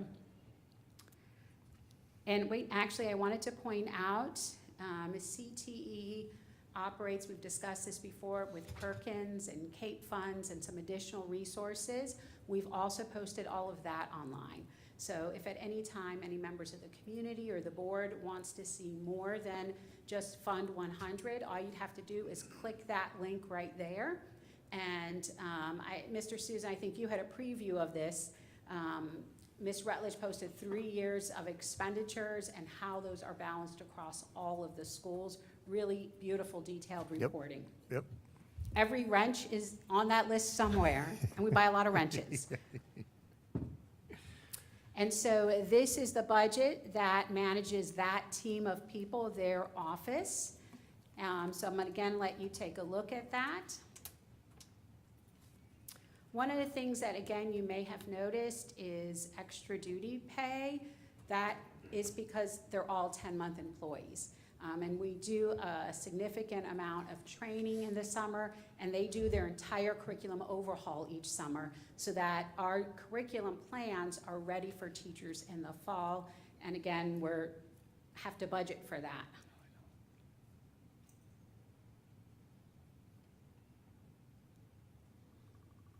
So the usual copy machines, the basics. So this is where, Can I oh, ask go a ahead. question? Sorry. Yeah. I saw in a couple of budgets about the Seminole office. Can you just explain saw what's that. Copy, that's our What the- copy. Seminole, the company. Seminole's our copy machine contract. Oh, because sorry, I had a moment. Well, I know that we have a reading program. This may be more of an elementary thing where we share, there's some things where we share with other districts. And so I'm like, oh, maybe we share Literally some our of this. copy machine vendor. You know, Not near that interesting. that's my one moment for the day. Thank you. Thank you. No, it's a good question. And in fact, I often answer those same questions of my team because you're doing a quick read and it catches your attention. So it is totally fine. I may have spent this morning with Rachel, tell me what this is again, so it's all good. I remember when that bid came through and Seminole won it, and there was a big changeover. So when I first saw it, it's the same thing I said. I said, what are we doing in Seminole County? And then I remembered it. Just That's- happens to seriously. be their name. Very It good just point. happens We to have be our their copies made Very in good Seminole point. County, and then we go pick them No. up. It's the machines. And so this is where it gets a little interesting and confusing. Myself and Ms. Klein will have portions of this to share on her presentation. We also manage a cost center, 9810, that is for the schools. And so it may look like there's a lot of budget, but there's really not, because all of this goes out to the schools and or directly supports the schools. And so I went ahead, again, for the sake of no confusion, put them all here, and that way there'd be no question about another pot that we might be missing. And so in 9810, we have several different projects. If you remember, Ms. Hand did a lovely job of explaining that you have your cost center, and then you have a project, which is basically what it's for. And so I'm going to go through each of the projects with you so that you can understand. Plus, I think it's also nice to know what the district does indeed support district-wide when you're getting questions out in the community. This first one covers 2 big buckets that support the school system. One is Performance Matters. Performance Matters is our learning management system. By law, we have to have it. It is very robust, very useful. I know Mr. Trent's probably very familiar with it. It's also very expensive. Mm-hmm. And so I do want to mention that working alongside Mr. Cheatham's office, we are looking at, is there a potential to sunset Performance Matters as we add capability to focus? We've had Dr. Carr working alongside his team all year. So we've been doing parallel play to identify the gaps that would come towards our teachers and our school staff And is there a way to use some of those funds for the full capabilities of Focus? Project team is working on it. This is a state law requirement to have a learning management system, and it is incredibly robust and powerful. We're just hoping that Focus can add some of that capability and minimize the cost to the district. The other software purchase is to maintain the media centers, the Destiny Follett thingy, where our entire collection in Brevard Public Schools is accessible to families, is accessible to the public. And those are the two main buckets in this project. The next funds are academic support funds, and these come out of state categoricals for SAI, Supplemental Academic Instruction. That is a really large pool of money. This is a small slice of it. The net $942,000 is distributed to schools K-8 based on their level 1 and 2 readers. And so every fall, in fact, Ms. Bowman is our expert on this, works with our elementary friends. We look at the number of struggling readers at each school and send it out proportionately, calculating a per student cost, a per student allocation, and sending it to the schools. They then, in turn, expend those funds. We literally put the money in their school account. And I'll show you what some of those budget sheets look like at the end of the presentation. Our schools are typically supporting tutoring before school, after school, sometimes supplemental materials for Tier 3 students. Some of our schools brought in some external tutoring today, but it's basically enriched support for students. Some of our schools have a large allocation and are able to purchase like an instructional assistant that can come in and do small groups. It just really depends. They each have to submit a plan to Ms. Bowman, and then we load those budgets into their account. We just want to make sure they're eligible based on the categorical. This is our allocation for professional development by our teachers for teachers, typically allocated by our content specialists. This bucket is used in reading, ELA, and world language. And as you can see, nearly the entirety of the budget is spent on extra duty pay or subs. So think about a teacher. We're either paying them perhaps on a Saturday or after school to attend professional development, or we are paying for a sub for them to attend. This will be familiar for those of you that have worked in our district. $46,000 for the entire year for all major literacy programs. Just want to mention that. So again, those are navigated to support teachers' ability to participate. This next bucket, 428, is the exact same thing, but anchoring in math and our other subject areas. And as you can see, this covers 4 core areas. You can also see nearly all the expenses are in extra duty pay or subs. And so this is where we are paying our staff to participate in professional development opportunities, oftentimes in the summer, because they're not teaching, and otherwise we provide a sub to them. She's answered my question. So post-secondary remediation, this is our next project, this project 440. This is exactly what we said about the K-8 level 1 and 2 readers, but for high school. So anybody that's worked in a high school will be familiar with the term post-secondary. That's our short vernacular for this bucket of funds. Same thing, we allocate based on level 1 and 2 readers from 9th and 10th grade, plus juniors and seniors who have not yet passed reading. These funds are provided to the schools to provide targeted academic support. This also comes from the state SAI categorical for supplemental academic instruction. And again, the schools submit a plan and the resources get allocated to the schools. I truncated this one a little bit because they're spent all over because they're spent at the schools. And so this one's a little harder to budget. I drive Cindy's crew crazy every year because we put it in a bucket and then they allocate it in a bucket and we move it in those strings. Can I ask one question real fast? Just, You can ask, just- you stop me I whenever think I you know want to the stop answer, me. but I've got my list. I know, working. but I'm like, I want to do it before we go to the next slide. Yeah. So when we look at our actuals and, as of 3/31, it looks like a lot of these categories, a lot of these budgets, we haven't used or touched any of them or very small portions of them.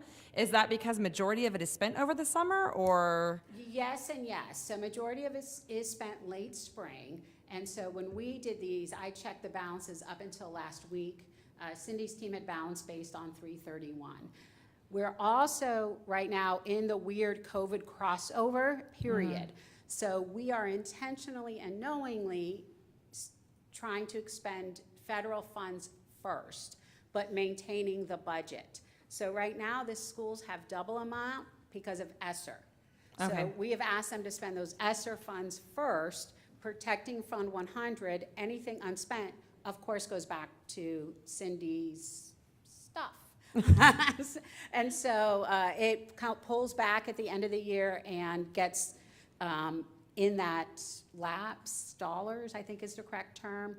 So we are knowing that we are spending less than allocation for these ESSER years. Okay, thank you. Yeah, good question. AVID, you all are quite familiar with AVID and the impact in our schools. The AVID budget, it covers a couple of different things. It covers the cost of tutors. So we pay our AVID tutors to come in twice a week. It also covers the district AVID contract. And then each school gets a 0.2 for their school-wide coordination, which is a lot of work. So if a school has an AVID program, they get a 0.2 of a human so that that teacher does not have to can teach 5 out of 7 instead of 6 out of 7 to serve as the coordinator for one period. Okay. Got that right. And so again, pretty narrow budget there. And I'm going to go on. Career research and decision making, that is our district-wide course for 9th graders to get their curriculum planning done. And this is the project that is the budget for that curriculum writing. Bring in teachers every summer, and that's where the bulk of this budget goes, is that summer work. Again, summer work is really important to our operation given the 10 months of our staff. Career and technical education, she does have some Fund 100 budget for the schools, and this is her equipment and supply replacement budget. And all the funds directly support school programs. They send us their request. We buy all kinds of things, as you can imagine, in the range of our career and technical education programs. And we are processing those purchase orders, of course, to make sure they're eligible in our requirements. Science materials, as you can imagine, science labs take things. And so we distribute K-12 to each school a proportion based on their student enrollment for laboratory supplies. And again, I'll show you what that looks like, but again, that's across K-12.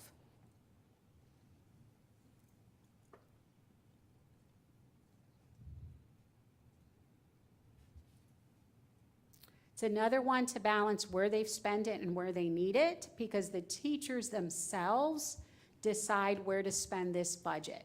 So typically, the principal will get the notification, your school has X amount of money in Project 1015. Most secondary schools will work with a department chair. An elementary school is typically going to be the administration on purchasing beakers and things for labs. Dr. Sullivan, on this slide, I noticed that the budget office is higher than your request. Is there a quick, there's some bigger chunks in the teacher supplements? Yes, so those supplements were not, they've always existed. They were not charged previously to this string. And Cindy can correct me. Oh, no, she can't. There she is. Oh. They are attaching those things to the correct projects now. Okay. And so that's So why. they just got moved. It hasn't changed. It moved from some mystery land directly into the science project. Good, thank you. And I don't mean to imply mystery to me, because it's district level. I'm sure Cindy's team has it down pat. But that's just moving those supplements to the correct charge.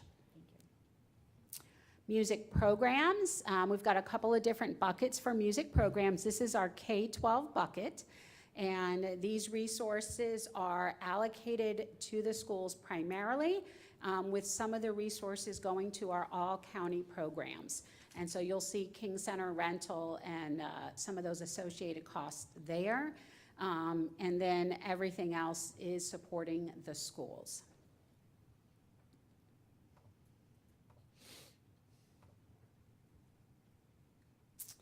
Secondary band, this is obviously a little different. They have increased expenses for marching band and high school band programs.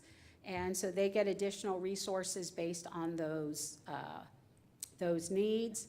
Many will look at the enrollment and allocate the resources out based on enrollment. Like I said, I'm going to show you what that looks like.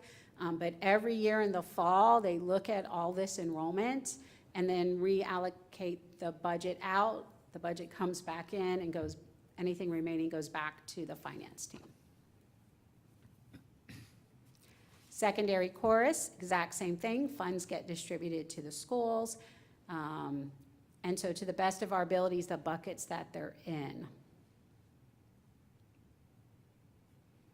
The next one's Model Student Senate. We fund the expenses related to hosting Model School Senate in its own project. This is one that we do manage up here because we facilitate it, but as you can see, it's an incredibly modest budget. Lean is the theme of secondary leading and learning. We run a lean operation. The next bucket is advanced placement. And this is not a true budget allocation because all these costs are funded through bonus FTE through the DOE. So as students complete their exams and score at a certain level through bonus FTE, we get those funds back. Those funds come in and pay for the exams primarily. That's the big one you see. Those are the actual exams. And some other minor expenses related to advanced placement, all covered through bonus FTE though. So the program generates the funds to pay the costs. These aren't coming out of Fund 100. Well, they are coming out of Fund 100, but we're getting the funds because of the program. CTSO programs. I know you guys are always very excited about our career and technical student organizations. These are our groups that typically compete across the state and sometimes the nation. And this is a modest budget that we keep to assist the cost of the teacher. So for example, Palm Bay High School is always one of our exceptional programs in TSA. This would help the teacher with those costs for the competition. Skills USA is another common, amazing program. These would offset some of those fees for the teacher. Because you guys know kids can't fundraise for the teacher costs. Yeah, it's ridiculous. Yeah. Itinerant strings. This is the cost, including the salary and the travel expenses of our bank of itinerant strings consultants. I think there's 10-ish. And they are paired up between an elementary, middle, and high school, and they travel to a different school in the morning, in the afternoon, and throughout the days. Like I said, the bulk of it is actually the salary of the string consultants. They are BPS full-time teachers. They are itinerant. And so this is one where the salary cost was charged to the project, much like itinerant in other fields. They are full-time teachers that we schedule them in a variety of different schools. And we are so pleased. They're the primary extracurricular music instructor in our elementary schools.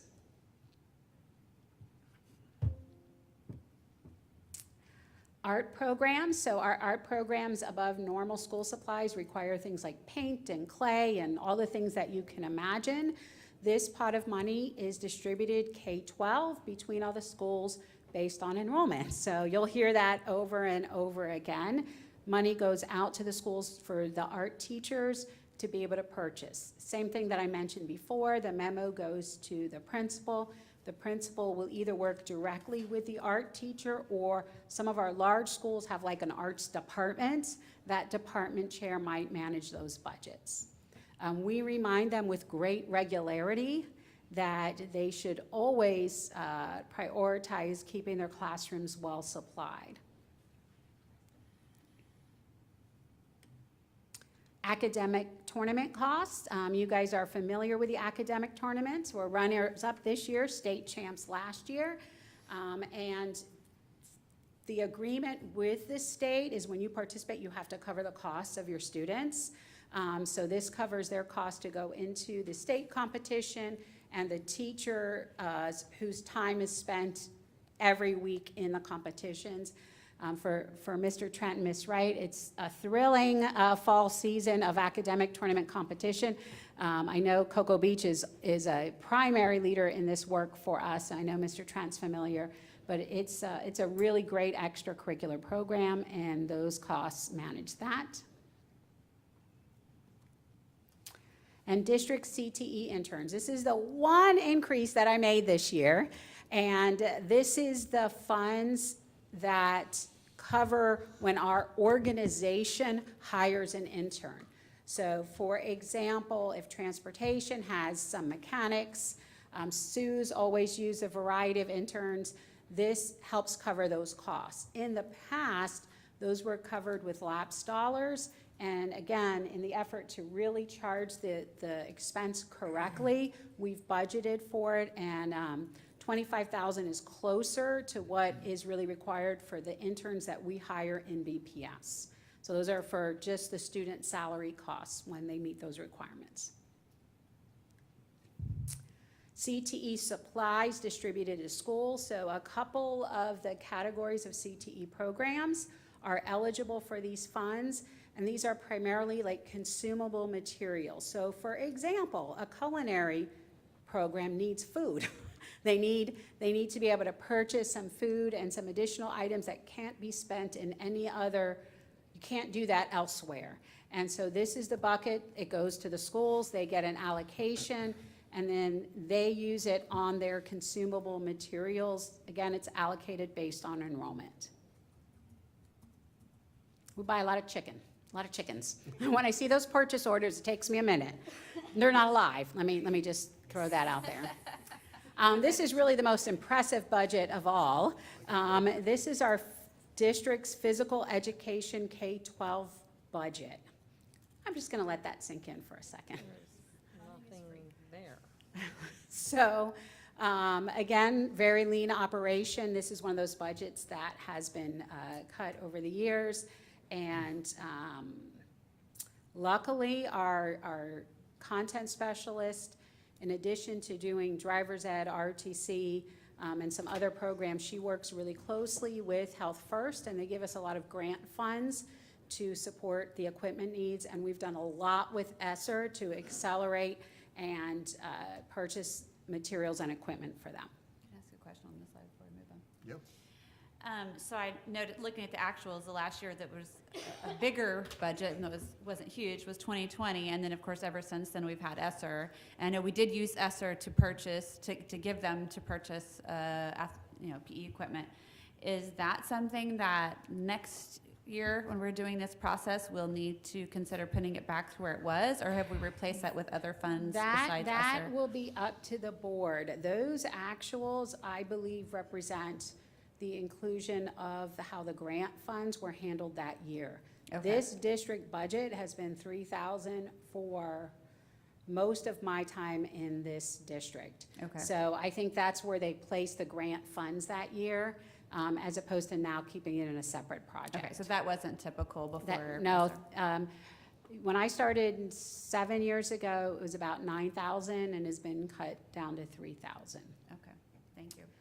Which is going to take me to sort of our challenges. And so every one of these budgets has been cut nearly every single year. I can speak to the past 7 years, and most of them have been either cut or a couple of years of maintaining the same.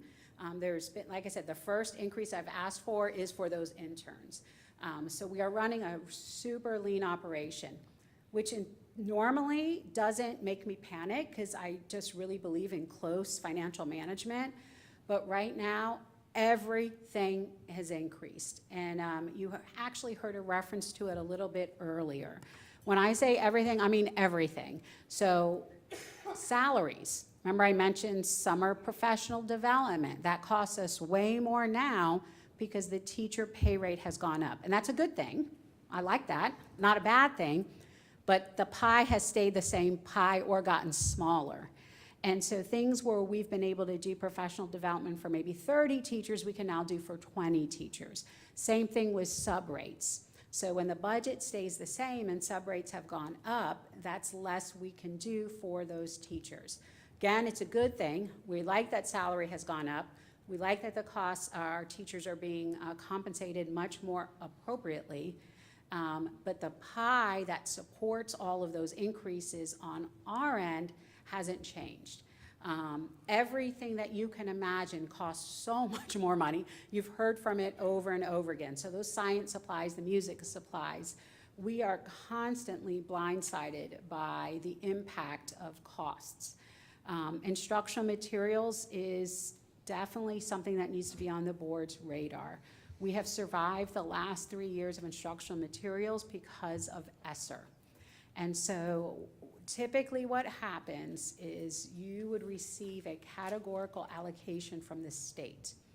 And our categorical allocation has been a total of about $6 million. Then take out charters has gotten us closer to in the fives. Dual enrollment books cost about $1 million. And so that leaves about $4.5 million towards an adoption. Our ELA adoption costs $15 million. Our math adoption was about $8 or $9 million.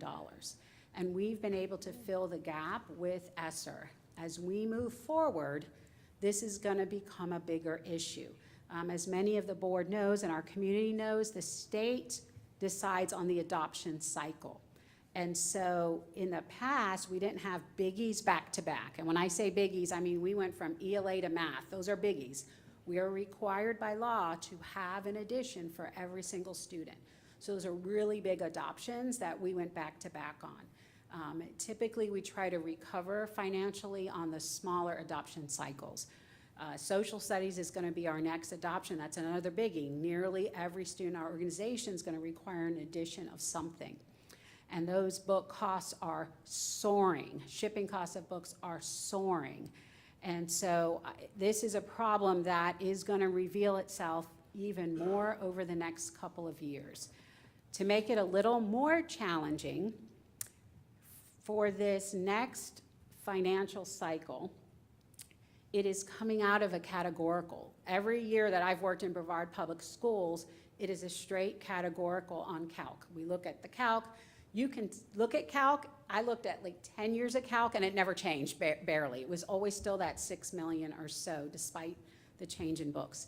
This year, it's coming out of calc, out of its own calc and going into the big pot. And so we'll be working with Cindy's office to try to budget for this year will be okay. The next year, when we're about to buy the entire social studies edition, it's gonna cost a lot. And so I just want to get that on the radar of the board when you're dealing with state advocacy and we're looking at those issues. The cost of instructional materials is killing us. And it's just want to get that at the forefront of your attention. Right now, we're going to spend about $4.5 million for this next school year just on gap year data, just on gap year materials. Because the state switched up the order, we have books that are out of adoption.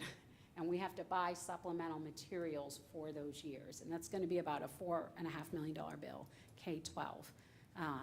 So a year from now, minus ESSER and the increasing cost of instructional materials and the state law very clearly on an addition per child, it's going to hit a pretty tough budget point.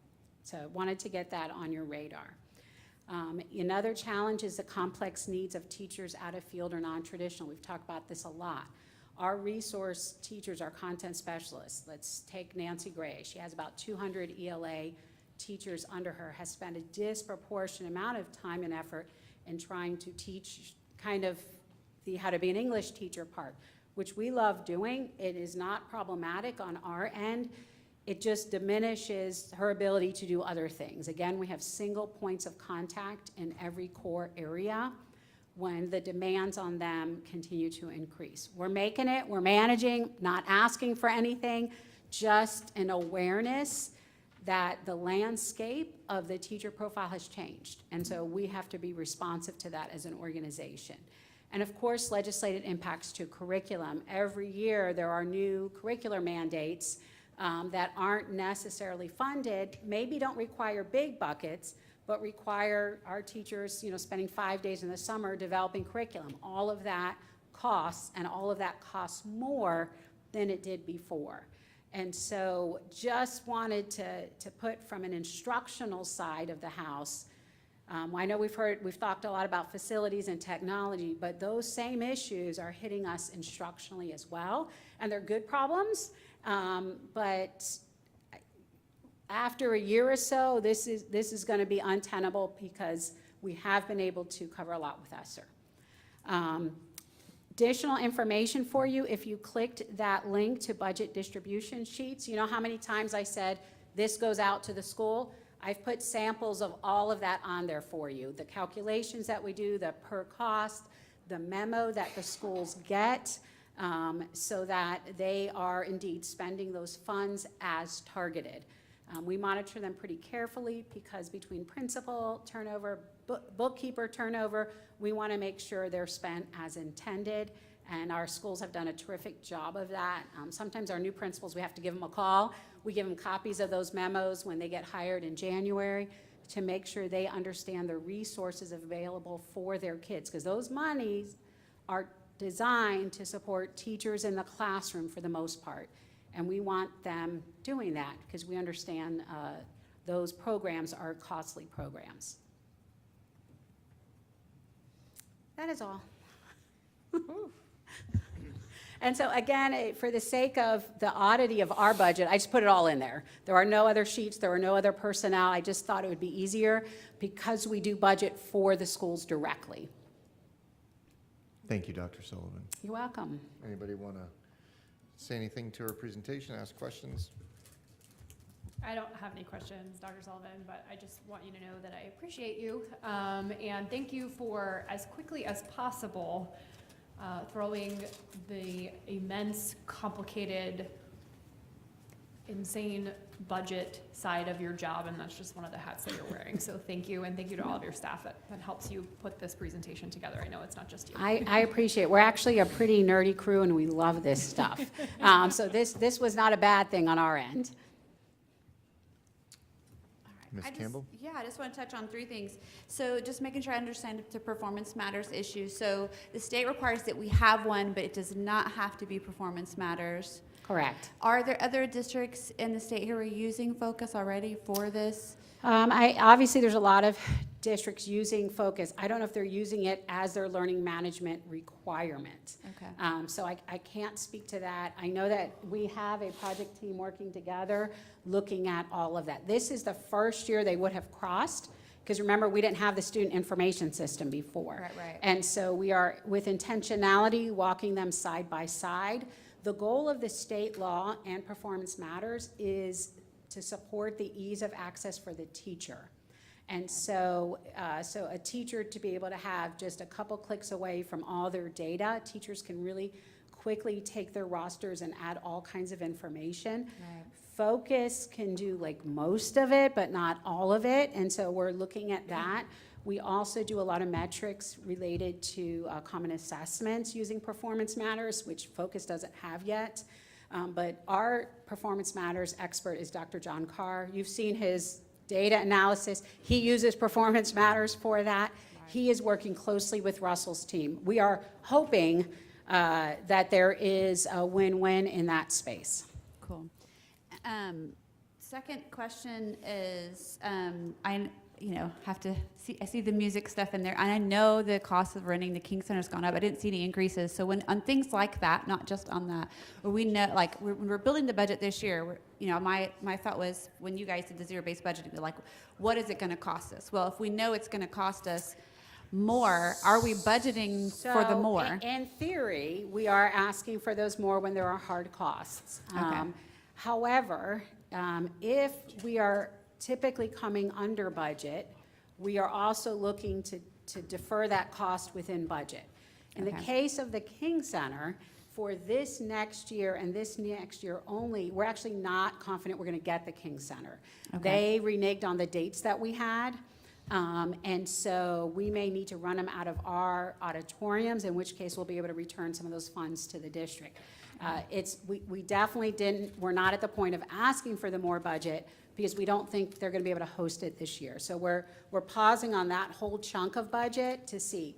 A year from now, they have guaranteed us they're giving us our dates back, then you Right. will see a budget request for those increased costs. As you know, Ms. Campbell, to pay those bills this year, it came out of the schools, because all the money goes to the schools. And Ms. Right. Campbell said, did you really take the money from the schools? I was like, I did, because we had to pay the bill. Right. So it would, sometimes when we've asked for it, they've paused on it because of all the other reasons with the budget. Right. No, and I appreciate the flexibility that we have in working with outside entities. I just, this is not necessarily a question, but I just had to speak to the point of the content specialist, because sometimes the rhetoric, and I'm going to use that word rhetoric, is that we have so many people in the cubicle don't. farm, right? But when we talk about having one math content specialist for all the secondary math teachers in the entire district to supervise, implementing, like, for example, this year, brand new math curriculum across the board, to help coordinate that with all the math teachers at every school, and to go in and handhold when necessary, brand new teachers. Yep. One person. Yep. I just, it's good to remember that when we have those conversations with people, because that's a lot of work for one person to do. And I know we have mentor teachers who are kind of focused on a different thing, but when it comes to the content, which is the most important thing, that they understand the content and how to deliver that content when they might not be coming from an education background, or maybe they do, but they're brand new first year. Yep. It's a big job. And like you said, I just wanted to appreciate the leanness of it all. I appreciate that. I have to say, it gets done on how exceptional they are. It is a really incredible team of teacher leaders that we have, and they are at schools. Probably, there was some discussion on 90%. They're like, well, we're already there 85%. They're typically Monday through Thursdays, not in the building, and then on Fridays, we try to collaborate. They are a pretty incredible team. We prioritize their time in our Tier 2 and Tier 3 schools, addressing achievement gaps. So there are schools that probably haven't seen a lot of them because they're an individual, and we did extensive walks and training for our Tier 2 and Tier 3 schools on ELA and math in particular.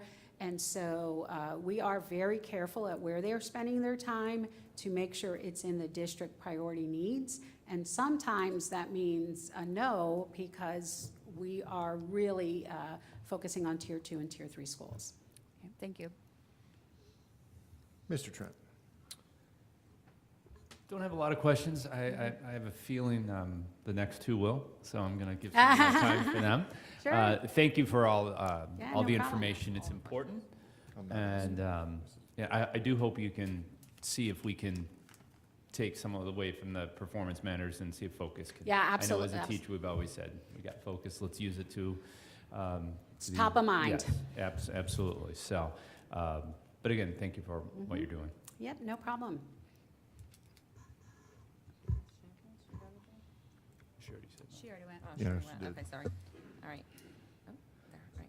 Yeah, no, thank you for giving us this presentation and breaking down each of the departments. There's, one of the things I tend to look at when I look at a budget is how is it changing year by year? Because that's a good indicator of what we should be looking forward Yep. to allocate funds. And so one of the areas that, I guess the professional development, the amount of money that we've actually used versus what we've allocated. I'm like, okay, so that's a little discouraging because we want That's to. June. It'll be June, spent in okay, it's all June. coming, all right. It's almost all June. Okay, and then the other one that was drastically different, there's a couple that are different. The post-secondary remediation, that one, again, I'm banking on summer there. One that's on here that I noticed is the advanced placement. That was reduced by like almost $2 million, or over $2 million. Why was that? Hang on, let me get I'm to that going to slide. assume it might be how things were charged, because that budget, we had to increase the allocation for tests, because we're adding advanced placement pre-algebra. Let me just pull it up really quickly. It's on page 25. Almost there, I'm on 24, there we go. I'm not, oh, it looks like the Just passed. teacher pay was represented more aggressively in the budget in the past. I can check on those differences. It's salary, and we have no more humans than we had before in the schools. Right. So we'll take a look at how it was done. The budget process, we changed a couple years ago to have it all on one sheet, where in the past it wasn't. But we're not putting less money there.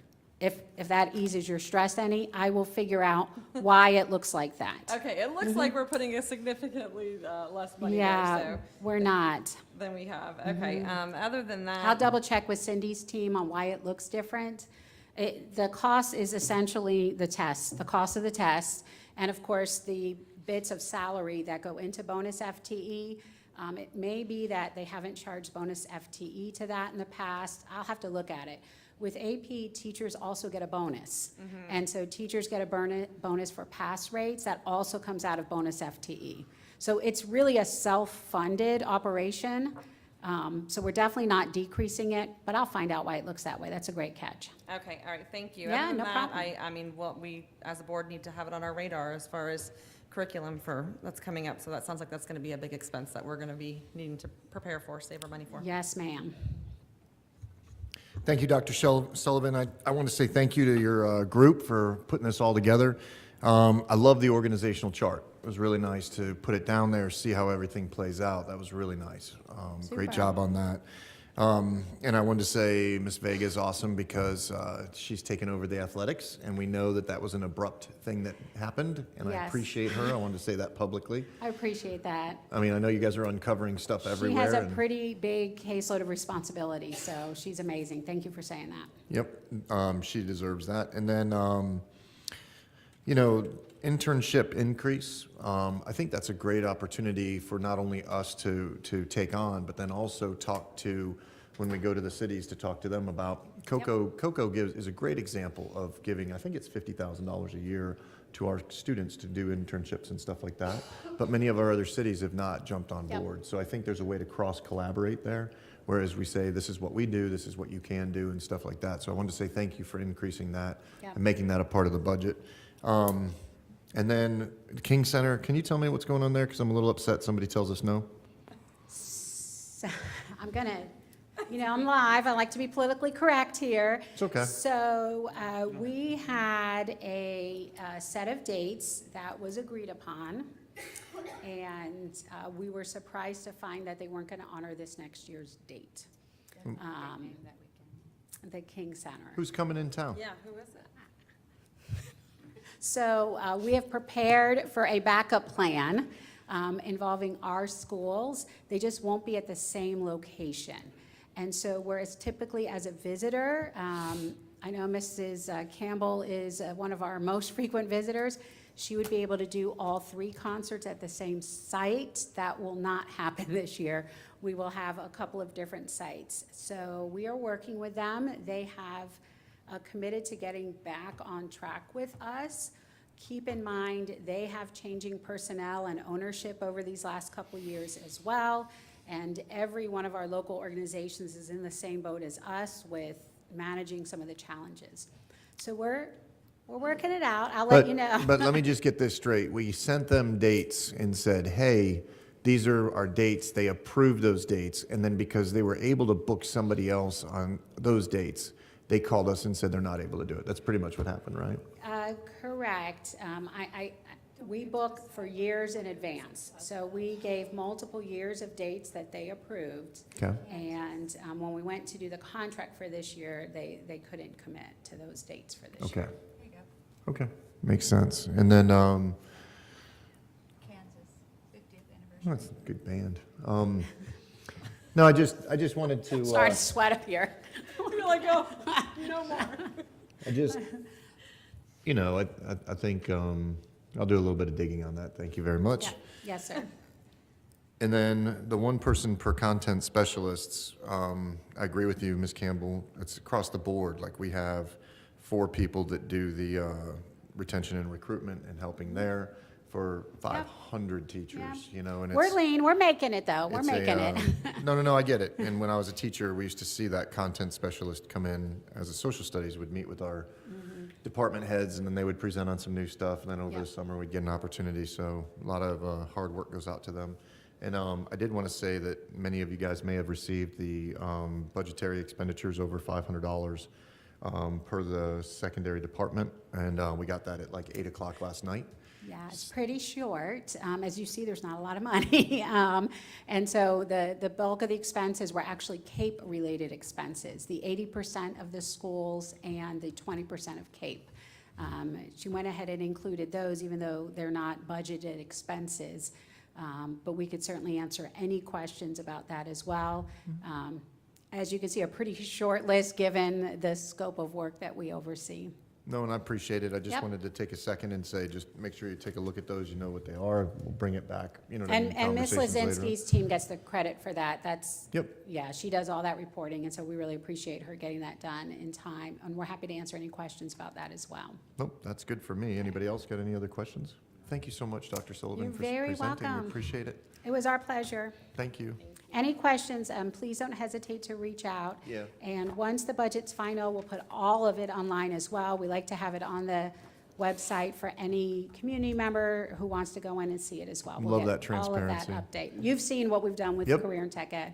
We will continue that with all the programs. Yeah, we were talking about that at the beginning, like in November, and she said, this is what we're doing, and they had already moved on it, and I was so proud of you guys for doing that. Yeah, and our other departments, we were gonna post theirs for this year, but at this point, we were like, let's just wait and get next year's online once it's approved.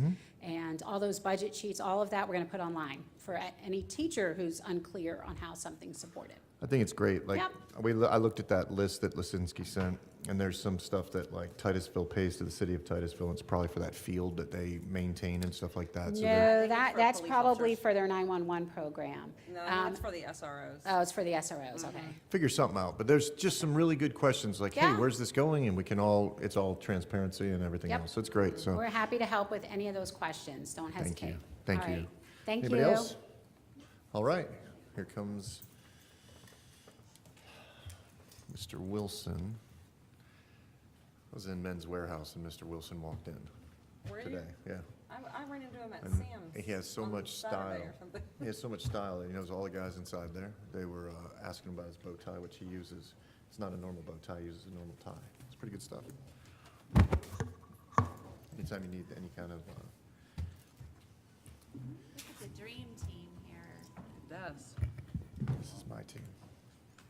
Oh, man.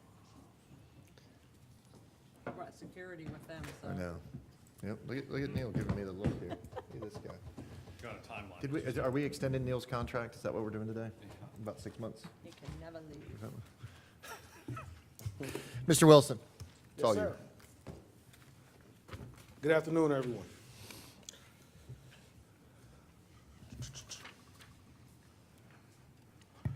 Today, we're going to present the operations budget. I heard someone say the dream team. This is exactly what this team is. This is my dream team.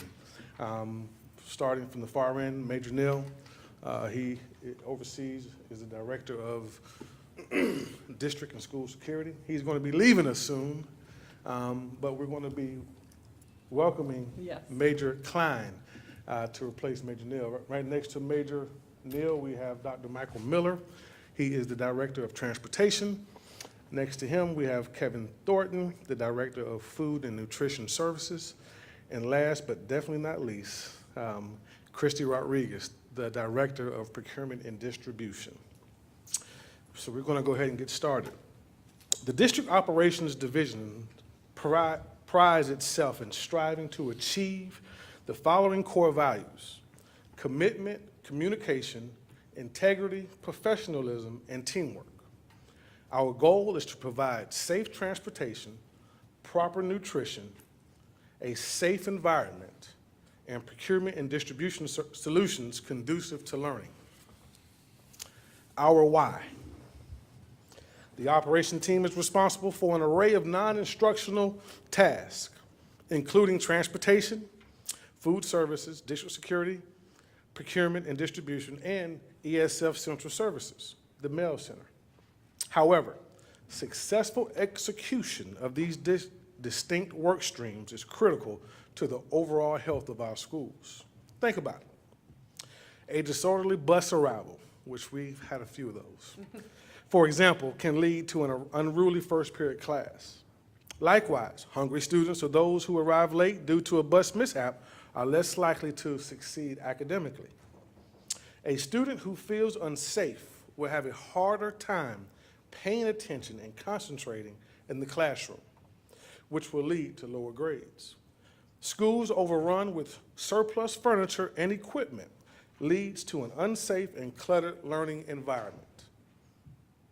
In this sense, the work of the operations team, while formally separate from that of instructional leadership and teachers, is actually deeply entwined with students' academic achievement.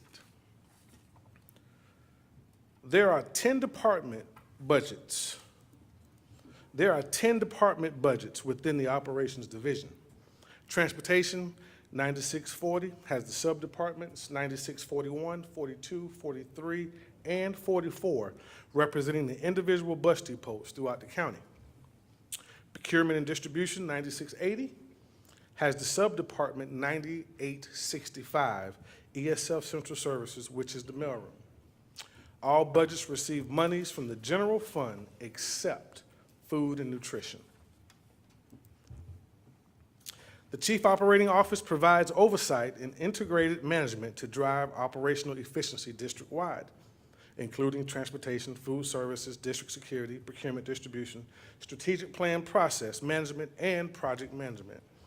That office houses myself, my project manager, Cynthia Rayan, and my secretary, Linda Gibson. We work in collaboration with facilities, ET, and other divisions to provide high-quality, equitable support services delivered within budget to promote high performance in BPS. Moreover, the office facilitates the cross-team communication and coordination during emergencies to ensure BPS operations are performed efficiently.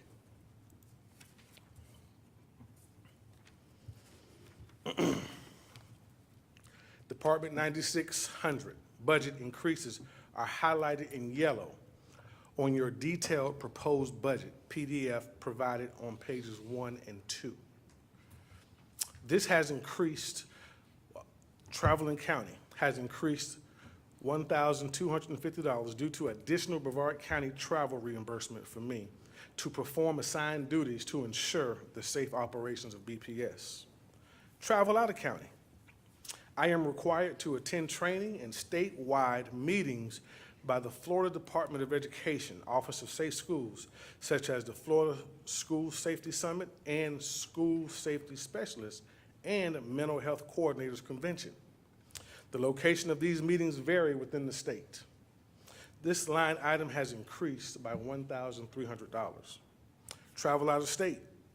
This increase of $5,000 will provide the opportunity for me to attend conferences such as the Council of Great City Schools Chief Operating Officer Conference or National Student Safety and Security Conferences and workshops during the 23-24 school year to better serve BPS. Printing, binding, and reproduction. District Operations provides printing support for district security, such as school posters for Speak Out Hotline and Fortify Florida, Annual Leadership Conference, and strategic plan documents. This has increased by $700. Computer hardware. The current hardware is outdated and inefficient. The budget increase is $3,000 to purchase a Promethean board for the District Operations Conference Room to increase collaboration and engagement. Dues and fees. As a member, I have increased community involvement to include Civilian Military Community Relations Council and Cocoa Beach Regional Chamber of Commerce.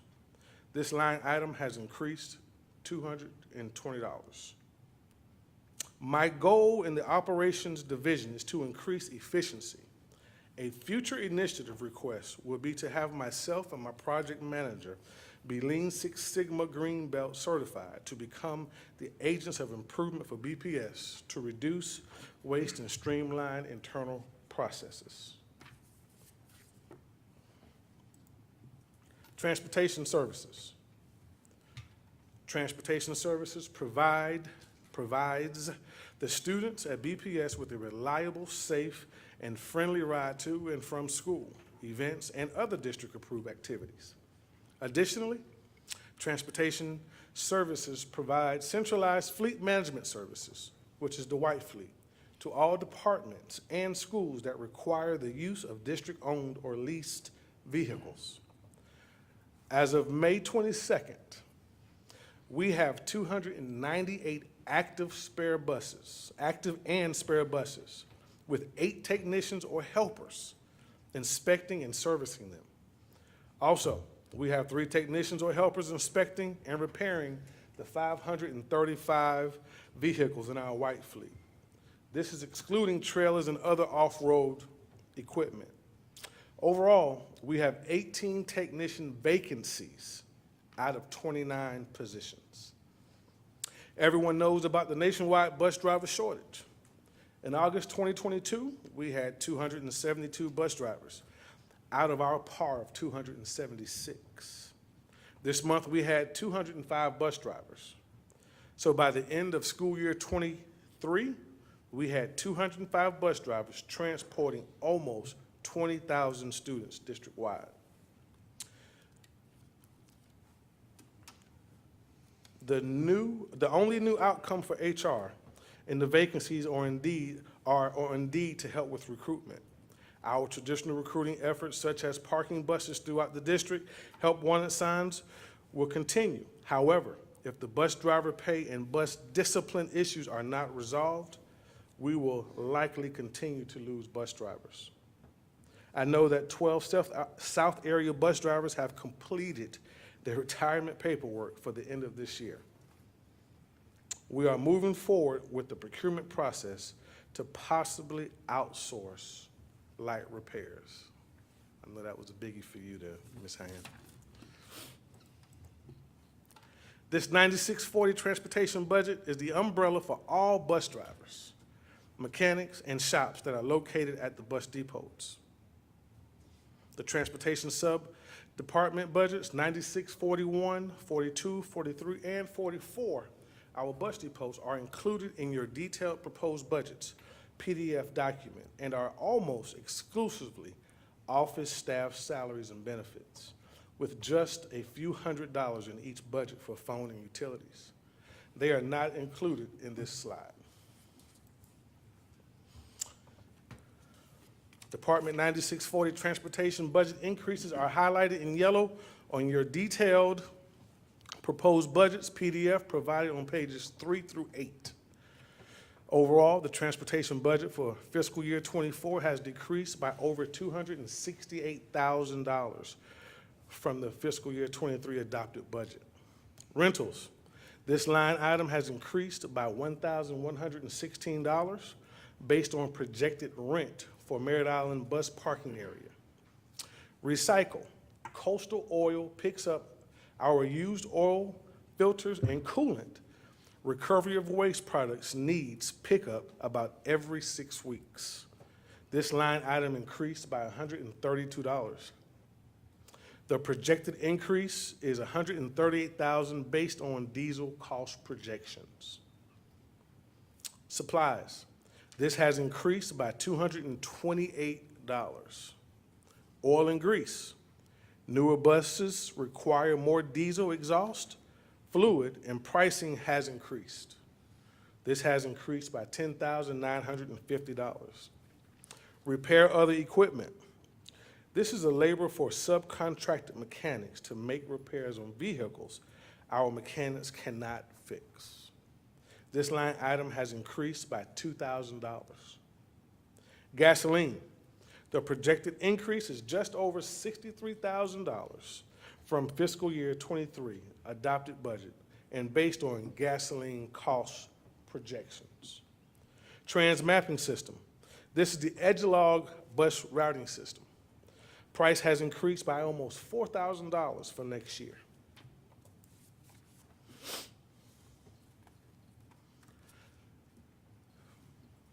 I'd like to provide you a heads up on the 9640 transportation initiatives that have been requested but not yet approved for capital funding. New school buses. The district goal is to maintain 50% of the school bus fleet under the industry standard of 10 years.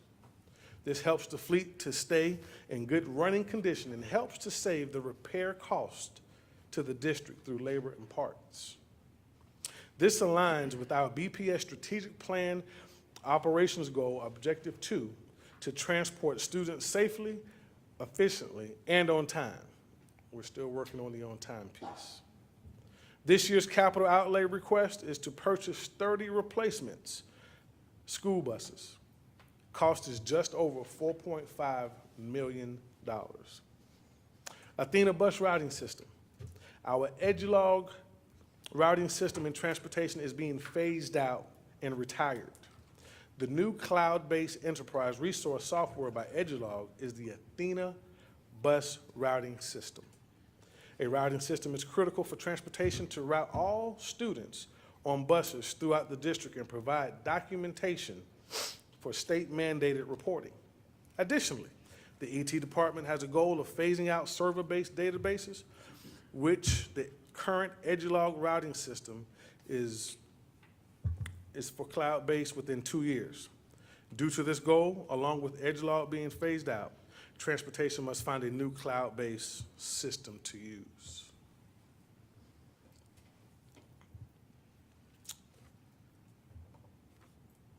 The initial cost for the first year, including implementation, will be just under $140,000. This includes an 11% discount due to BPS being a long-term customer with Edgelog. Each subsequent year licensing fee will be just over $100,000. Automotive tire machine. The current equipment is outdated and is costing the district money annually to repair. Moreover, the new machines have better technology to create a safer environment for our bus and automotive technicians. The cost is $8,500. Diesel and gas pumps.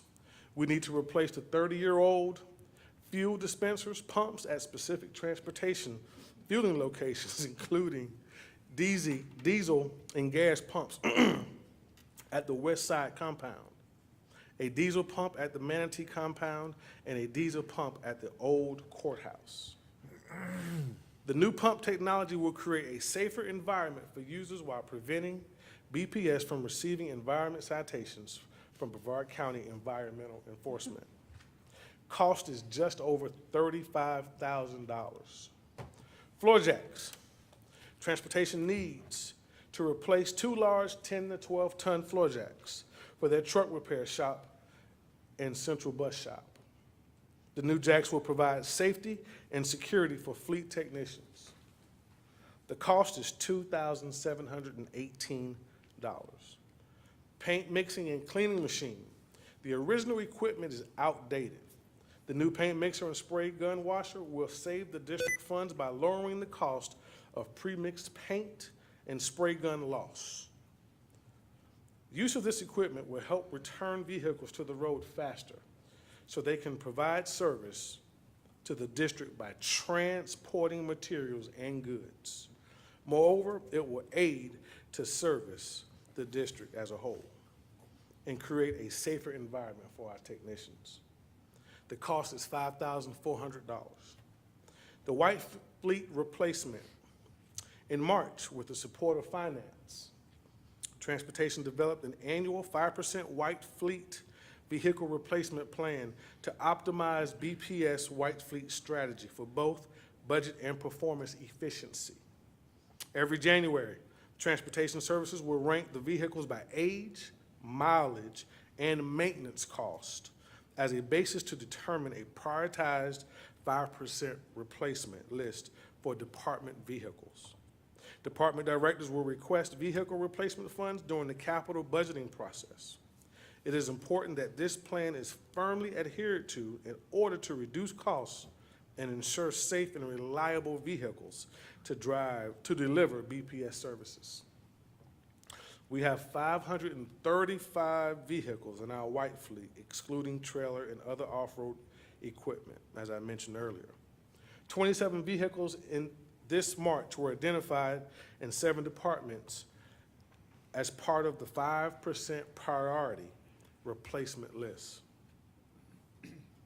Department 9640 Transportation had 5 vehicles identified for replacement, including 2 trucks, 2 vans, and 1 sedan.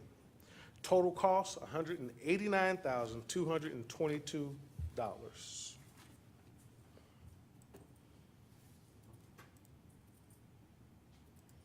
District School Security. BPS contracts with the Brevard County Sheriff's Office to run the Office of District and School Security. Our partnership is a commitment to creating and maintaining a safe and secure and productive learning environment for all BPS students, staff, and visitors. Our team provides customer service to 84 public schools, 3 alternative schools, 14 charter schools, and is the liaison between the district and all law enforcement agencies in Brevard County. The Office of District and School Security conducts Level 2 background screenings as mandated by Florida state statute to include the electronic fingerprinting and processing of all current employees, new hires, and volunteers in Brevard County Public Schools.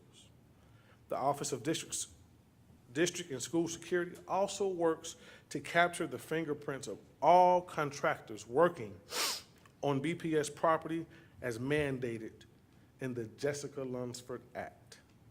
Additionally, the Sheriff's Office supervision assigned to the Office of District and School Security oversees the School Resource Officer Program, the Guardian Specialist Program, and ensures compliance with the Marjorie Stoneman Douglas High School Public Safety Act. Salaries for district school security for school year 24 are projected to be about $1.9 million. This includes the school safety and security specialists and BPS staff and district security.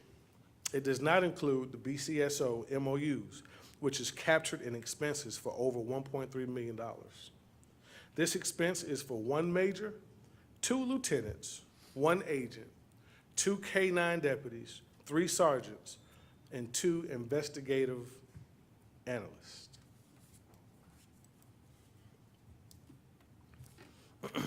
Department 9670, district security budget increases from the fiscal year 23 adopted budget are highlighted in yellow on your detailed proposed budgets PDF provided on pages 13 through 16. Maintenance and warranty agreements. This line item increased by about $1,800 based on the 2023 maintenance and software agreements. Fingerprinting, employee retention. This line item is $120,000 for employee fingerprinting and retention. In fiscal year 23, they moved the $120,000 from the line item 9100 to this line. This $30,000 for professional and technical consultants. This $30,000 is a placeholder for the third-party fingerprint contractor vendor for volunteers. Fingerprint volunteer retention fees. $74,000 is the estimated cost for the FDLE billing for volunteer fingerprint retention. This is approximately 12,200 volunteer prints at $6 each. Professional and technical consultants. This line item is purchased service increase of $415,372 for the BCSO MOUs for fiscal year '24. Professional and technical consultants. This line item increased by $27,680 for additional deputy detail for school board meetings, workshops, and overtime as needed.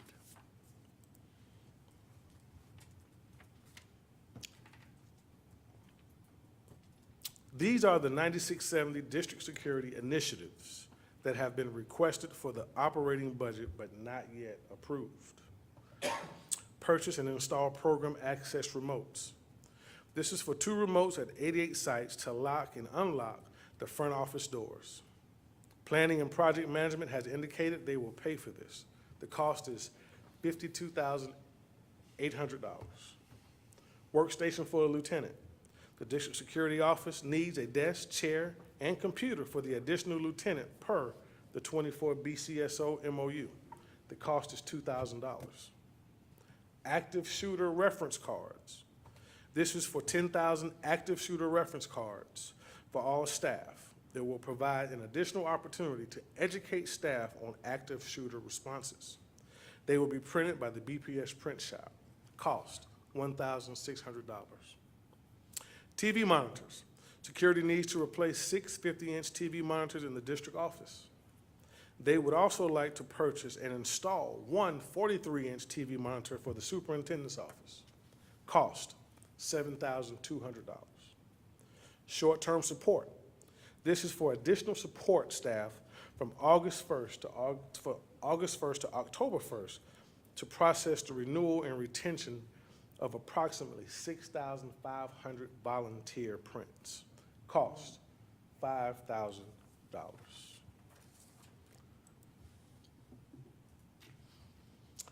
Procurement services.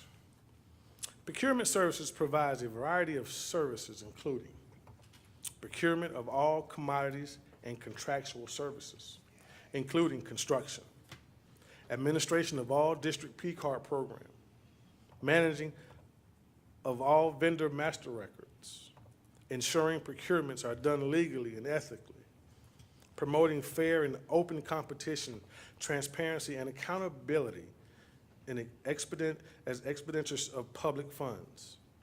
Distribution services provides a variety of services, including courier services, 4 routes, 3 days a week, Monday, Wednesday, and Friday. Surplus materials, pickup, repurpose, disposal, and sales. Moving assistance, testing materials, receiving, sorting, and delivering of materials. Storage and distribution for the supply zone, maintenance, Thrive by 5, etc. Stock supplies. Currently, we have limited stock items. Most supplies have moved to just-in-time delivery to minimize inventory and increase efficiency. Emergency assistance, delivery of water, hurricane kits, and EOC assistance. Special events, assistance, delivery of tables, chairs, and risers for graduation, art and science fairs, etc. In addition, ESF Central Services, the mailroom, processes all official mail for ESF, including the sorting of ESF mail, courier mail, and packages. There are no substantial increases to the 9680 or 9865 procurement and distribution and mail center budgets. As you see, expenses for both departments remain under $90,000.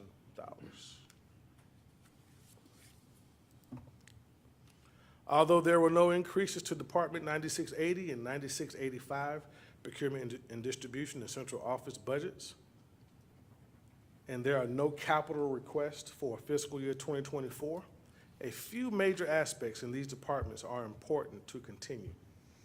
These aspects are highlighted in yellow on your detailed proposed budget PDF provided on pages 17 through 19. Some of those aspects are travel and dues and fees for memberships, training and professional development, 4 out of 8 of our procurement agents have been in their position less than a year and need foundational training. And it's important for all agents to understand and stay current on ever-changing laws, trends, and best practices, and achieve or maintain professional certifications. Next is preventative maintenance and repairs for forklifts and pallets. We have been experiencing fewer major repairs as we've updated equipment in recent years through capital requests, but it's important to prolong their life through preventative maintenance. The vendor link procurement system is how we notify vendors, receive bids, and evaluate solicitations. If we do not pay for this, then vendors have to pay for the access, which could limit competition. Most government agencies pay so that vendors do not have to. Providing our staff with uniform shirts, gloves, and protective footwear helps boost morale and productivity. But more importantly, it allows the public and our schools to easily identify our staff and protects our staff while lifting heavy equipment and operating machinery. Dues and fees for our district-wide Amazon Prime membership results in saving, but more importantly, it allows us to have insight into who has access and what they are buying. Previously, each school and department bought their own membership. Now we have good reporting functionality for Amazon purchases district-wide.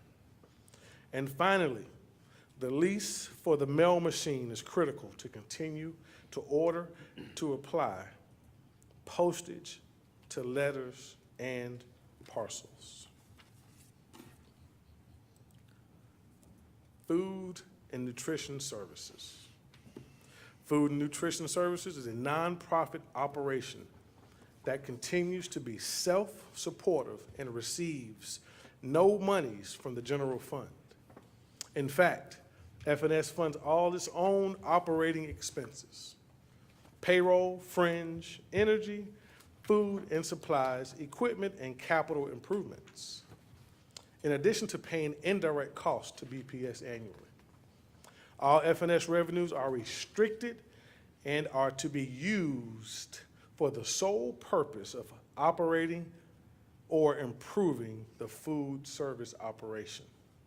F&S undergoes multiple audits annually to ensure fiscal responsibility and program compliance. For the past 16 years, audits have been exemplary with no findings.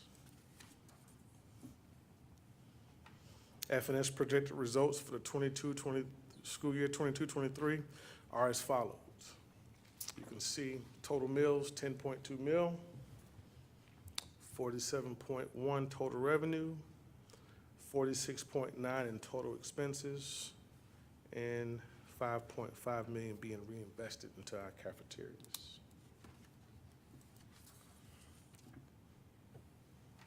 This chart shows fiscal year 23 food and nutritional services projected revenue sources. The primary funding for F&S are through federal, state, and local sources.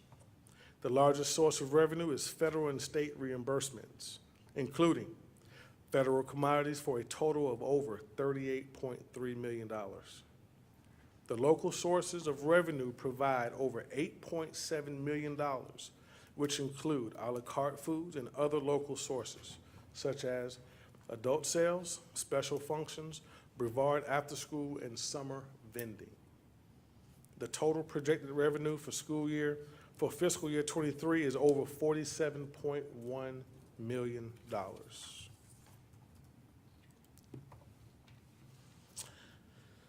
Food and Nutrition Services operate 8 federal child nutrition programs and adheres to all federal, state, and local program regulations.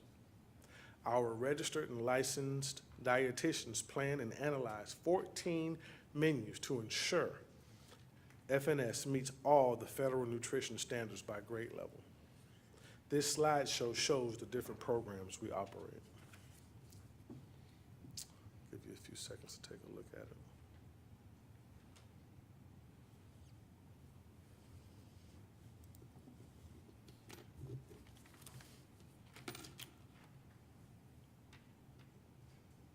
This shows the reinvestment in cafeteria by FNS over the last 6 years, with a total of over $27.5 million being reinvested in our school cafeterias. Upcoming projects for 2023 are renovations to Rockledge High Cafeteria, McNair Middle, Meadow Lane Primary, and Endeavor Elementary. We have walk-in cooler and freezer replacements at Anderson Elementary, Lewis Carroll Elementary, Madison Middle, Quest Elementary, Roosevelt Elementary. And there's a plethora of other schools in prior years that for the sake of time, I won't get into. But Food and Nutrition Services have done a phenomenal job in reinvesting their dollars into our schools and cafeterias. FNS pays the district annually for indirect costs, such as phones, internet, and water, based on the rate approved by the Florida Department of Education. As you can see through the years, the number of dollars for indirect costs that was given to the district by FNS. The fiscal year 23 projected indirect cost will be just over $720,000.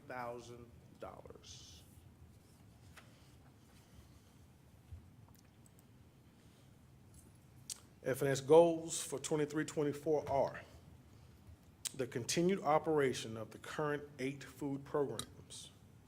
We expect a federal reimbursement rates reduction of 40 cents for lunch and 15 cents for breakfast. This will result in an estimated $3 million drop in revenue. FNS will continue to utilize the strict expense controls that they have in place to remain fiscally sound.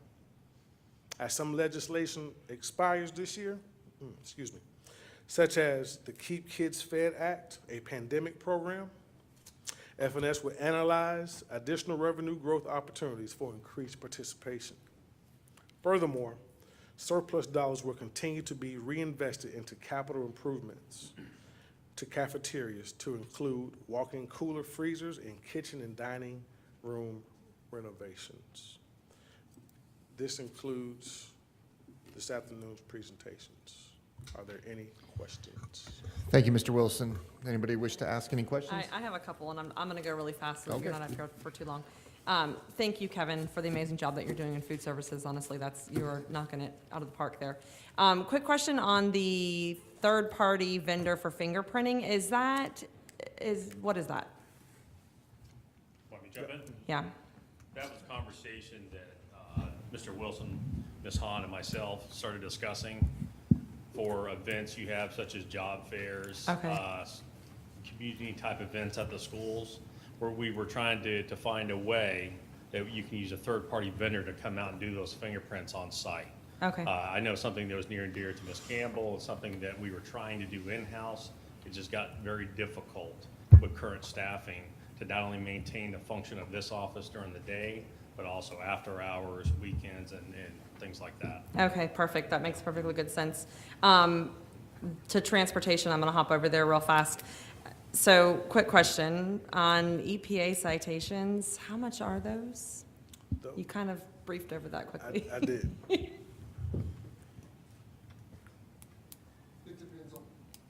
Pull it towards you. I don't think it's on. It's probably just dead. Budget cuts.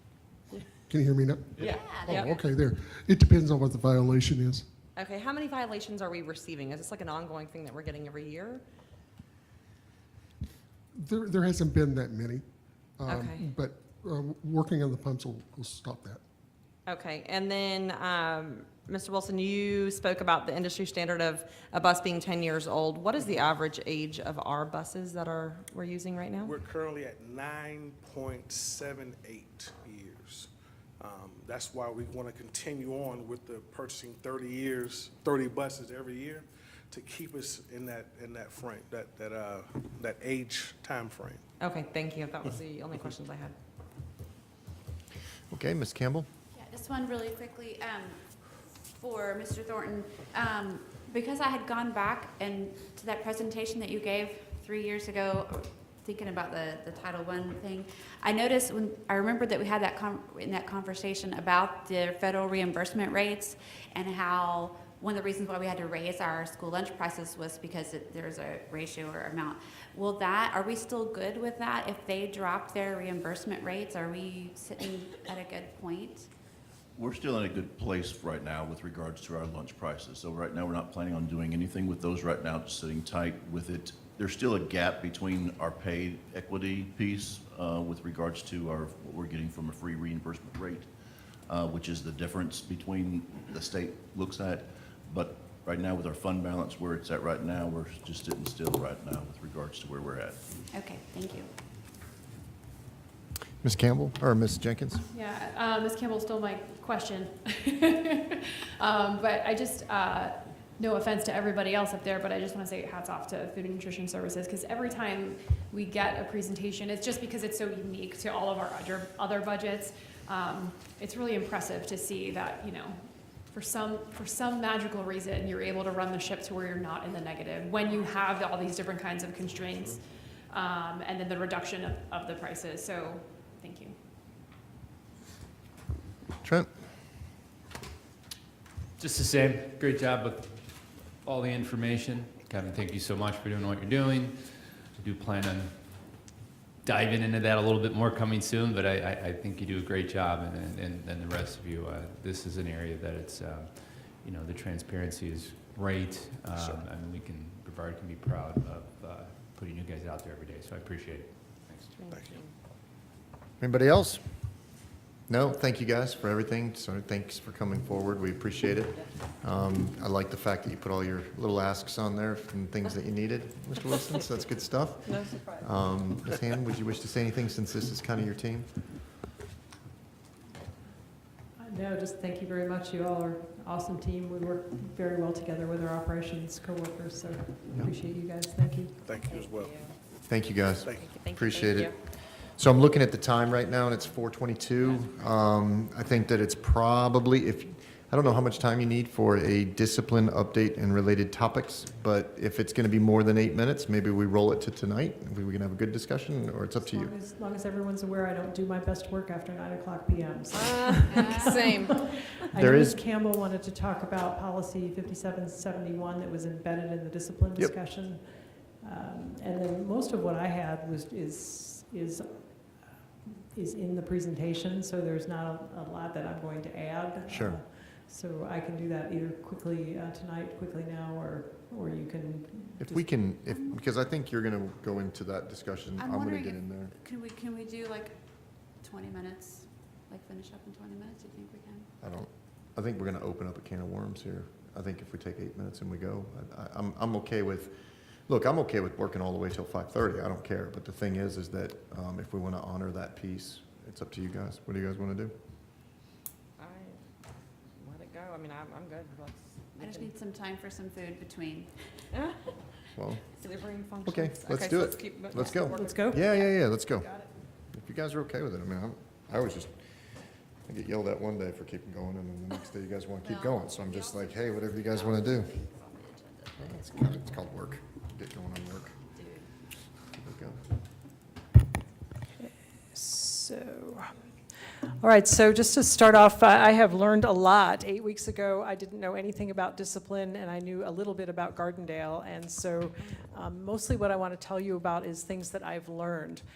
First of all, regarding discipline, my opinion is that discipline cannot be a siloed topic. It's not the subject of discipline. It's discipline as it relates to all of the other things that we are trying to accomplish at Brevard Public Schools. So it really needs to be looked at in that context. So it's a part of the learning environment, and it's very important, but it is in partnership with the other things that we need to look at. So this is where it sort of intersected with my facilities world, because I think discipline has a similar framework in that there's a preventative aspect, right? And there's also a reactive aspect. And we've been very focused on the reactive aspect, but I think there's also some investment of resources that we can consider on the preventative side. So eventually we want to tip the scales where the reactive side is not as significant as our preventative side. The significant thing that I learned through the last 8 weeks is that we really do have a strong foundation for success. We have some great partners and some very engaged people that are very knowledgeable.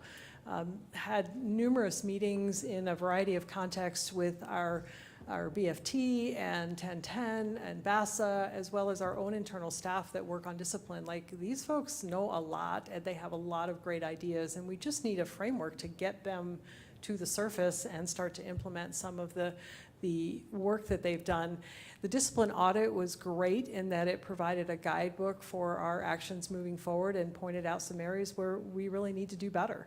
And so I think we're all ready to do better, and everyone that's on this team of people has been working towards that. We also have a great new data system with Focus, and that is helping us as well. A lot of the issues that were noted in the audit, I think, will be totally resolved with folks using Focus with Fidelity. I feel very confident about that. And there's an add-on module that we've been talking about that will allow us to do better analytics, as well as to have more public-facing information on discipline that weeds out the student identifier information, but can aggregate data so the board and the public can track how we're doing with respect to discipline over time. Again, we had numerous meetings with a variety of internal stakeholders in a couple of different committees that were somewhat overlapping, and I think one of our goals is to get to the point where we have a district discipline committee. The work that was done by this team identified a draft charter, so that is ready for our new student services folks to take a look at and make sure that that is in line with what we'd like to do. But the charter, I think, is along the lines of what we have been previously discussing. They also did some work in response to the audit relative to the discipline division. And then there were a whole host of other things, some of which were related to the audit, some are just best practices, talking about incorporating all of our discipline training, including the assessor state training, as well as our own training, into the HR system so that we know who has been trained. It's part of the data that's readily available. And again, like, I learned this by responding to questions that came out of the state, and that it was very difficult to determine who had been trained and who hadn't been trained. So it's a systemic issue that we can fix.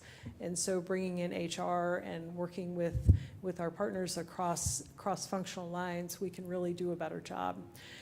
Talked about the lead mentor teacher program. Mr. Susan, you had mentioned that in terms of what's done in Escambia County. We've looked at that.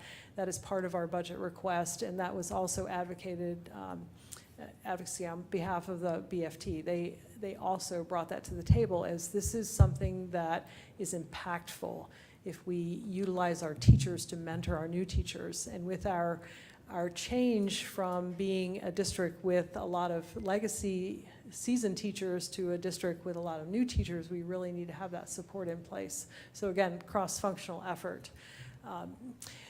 Obviously, everyone has talked about parent engagement, and how can we do that better? We can't just talk about it. We've got to come up with some really cool and innovative ways to engage our parents. And I think we have the teams in place, we have the tools in place with Focus, for example, to really get that done. Also innovation in terms of the preventative strategies, diversion programs. Ms. Bland has done some great research in that respect. Restorative practices, Mr. Reed has done some great research in that respect. I didn't know what that was 8 weeks ago, and so it's kind of cool to think that there are tools in place that we can start to implement in our district that can really be impactful. And then the discipline audit did point out some areas that we needed to work on relative to the ALC, and that's going to be a longer-term discussion with the board in terms of how we want to use our alternative learning centers, and I'll talk a little bit more about that when I get to Gardendale. We've got some things in progress. We've got a lot of training that we're teeing up for the summer in preparation for starting school, updating the student code of conduct, and that is a board action, so that will be coming to you later this year. And then we're implementing additional modules in the student information system. We've also tied this issue in with our budget process, and a number of different divisions have been submitting budget requests to support improving our practices around discipline, including clerk specialists for discipline data entry so that our deans can actually focus on discipline and we have the right person doing the right job. Looking at some additional modules in focus, as I mentioned, the lead mentor teacher program, the first time drug offense diversion program, and then an organizational evaluation around the discipline division that was discussed in the audit. Board policy alignment, you all have been doing work regarding policies that impact discipline, and we've got those starting to get to a point where they're going to be packageable and can be incorporated into the data that we provide to our families for the first of the year. Ms. Campbell, this is where I intended to talk about the search and seizure policy, so that's available for you all to discuss. This is just a short summary of the items in the district, the discipline audit, and I've tried to touch on most of them as I've gone through the presentation, that we are on top of these, and I feel very confident that we'll be in a good place as we move forward. Resource deployment, that's really the key. I started to try to develop a graphic that showed, there's trade-offs in terms of time, in terms of cost, in terms of effectiveness. All of these things kind of interrelate.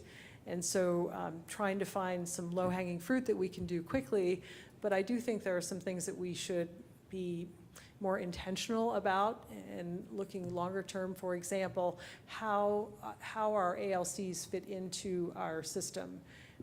Are they in the right place? Do we have the right programs? What about the drug diversion program? There are things that we can do differently that we can't do right now. But some of those things will take resources too. So there really is this is kind of a puzzle, and my engineer brain goes to some sort of like 5-year plan that has short-term things, longer-term things that we can do to be impactful. So our next steps really, we have great leadership coming in terms of our new superintendent as well as our new assistant superintendent for student services. I think filling those 2 positions are going to be key to moving forward with discipline and the framework of how we address discipline in our district. So I'm really excited about that. I'm excited to pass the baton. And I love this quote because it talks about working together, breaking down silos, and understanding who depends on us. Like, discipline is not something that me and facilities can say, hey, that's an issue in student services. I've got to be part of that solution too. I have a role to play. We all have to know that we are part of this system and we contribute to making sure that we are serving every student with excellence. So that's discipline in a very short nutshell. Thank you, Sue. There's a couple of things that I have regarded to what you had put, but I'm going to give my former board members, I don't know if this is an opportunity for you to bring up the search and seizures component to it and discuss it. However you'd like to proceed, Ms. Campbell, with questions to the presentation, and then if you want to lead into that too. Sure. No, I don't have any questions regarding the presentation, but thank you to everyone for doing this work, because I know it's been, you say that word cross-functional, it's definitely been cross-functional, and I appreciate your leadership in that, Sue, through this whole process. The 5771 is our search and seizure policy, and board, I hope we were able to take a few minutes today to read the memo that came out from Mr. Gibbs today, or from actually Mary Jo from the legal office. So we just need to, I feel like we need to provide some clarification to staff because there's been some questions on how that should go. The memo supplied the legal opinion from our legal office as to how it could run. One of the things, because drugs, in particular THC, is becoming such a huge issue, and I don't see it's not going away anytime soon. And honestly, looking out into the future, since our state is likely to have an initiative on the ballot in 2024 to legalize recreational use of marijuana, I see it only getting worse. Personal opinion is, I hope that fails, especially considering what we're dealing with. But one of the things that has started to occur, particularly in one school, but it could be across the board, is students are starting to refuse to be searched. According to the policy, the way it's written, if you just read the plain language, we ask them to submit to a search, but they don't they don't actually, even if they say no, we can still do the search. But to be quite honest, if we have a dean that's my size, and a 240-pound 11th grade boy, do I expect them to actually chase the child around, the student around, grabbing the bag? I mean, we don't want to put people at risk. So what the policy says in the plain language is that if you don't submit to the search, then you are basically you're Guilty of what guilty you were of whatever charged that was with. that they suspected you to have. Yep. In the past, it's been downgraded to willful disobedience, but I think the legal office has given us a strong opinion that we can go ahead and proceed as the plain language says. And that might mean in some cases we're sending more kids to the ALC or to the diversion program, but students always have the opportunity to submit to the seizure. That's their opportunity to prove that they're innocent, that they don't have anything. And there's, the potential to me is to create scenes. I hate to say bring this back, but I don't know if y'all are old enough to remember the movie Stand and Deliver, but I'm picturing in my mind a high school scene like the 80s movies used to have, where everything's just going crazy. And we can't have students saying, refusing, because that means they're only going home for a couple of days rather than the drug offense, what it usually results in. And so, because we're creating dangerous situations, and the drug problem in my eyes is just going to be exacerbated. And just to give you some information, in the situation that I investigate a little bit more, quite frequently, about half the time, when parents were called, the parents also said, nope, can't search my child. So that's why there was I think that's why there was in the memo the part about, trying to have some kind of form that the parents would document that they understood the consequences, that if their child did not submit to the search, and then they're going to have to get the consequences as if they were guilty, even if we can't find it and test it and all those kinds of things. So I'm in support of the recommendations from the letter from the legal office and the letter. Of course, sometimes the parents won't even come up, but if there's some way to document this, we've been able to reach out and the parents understand the consequences.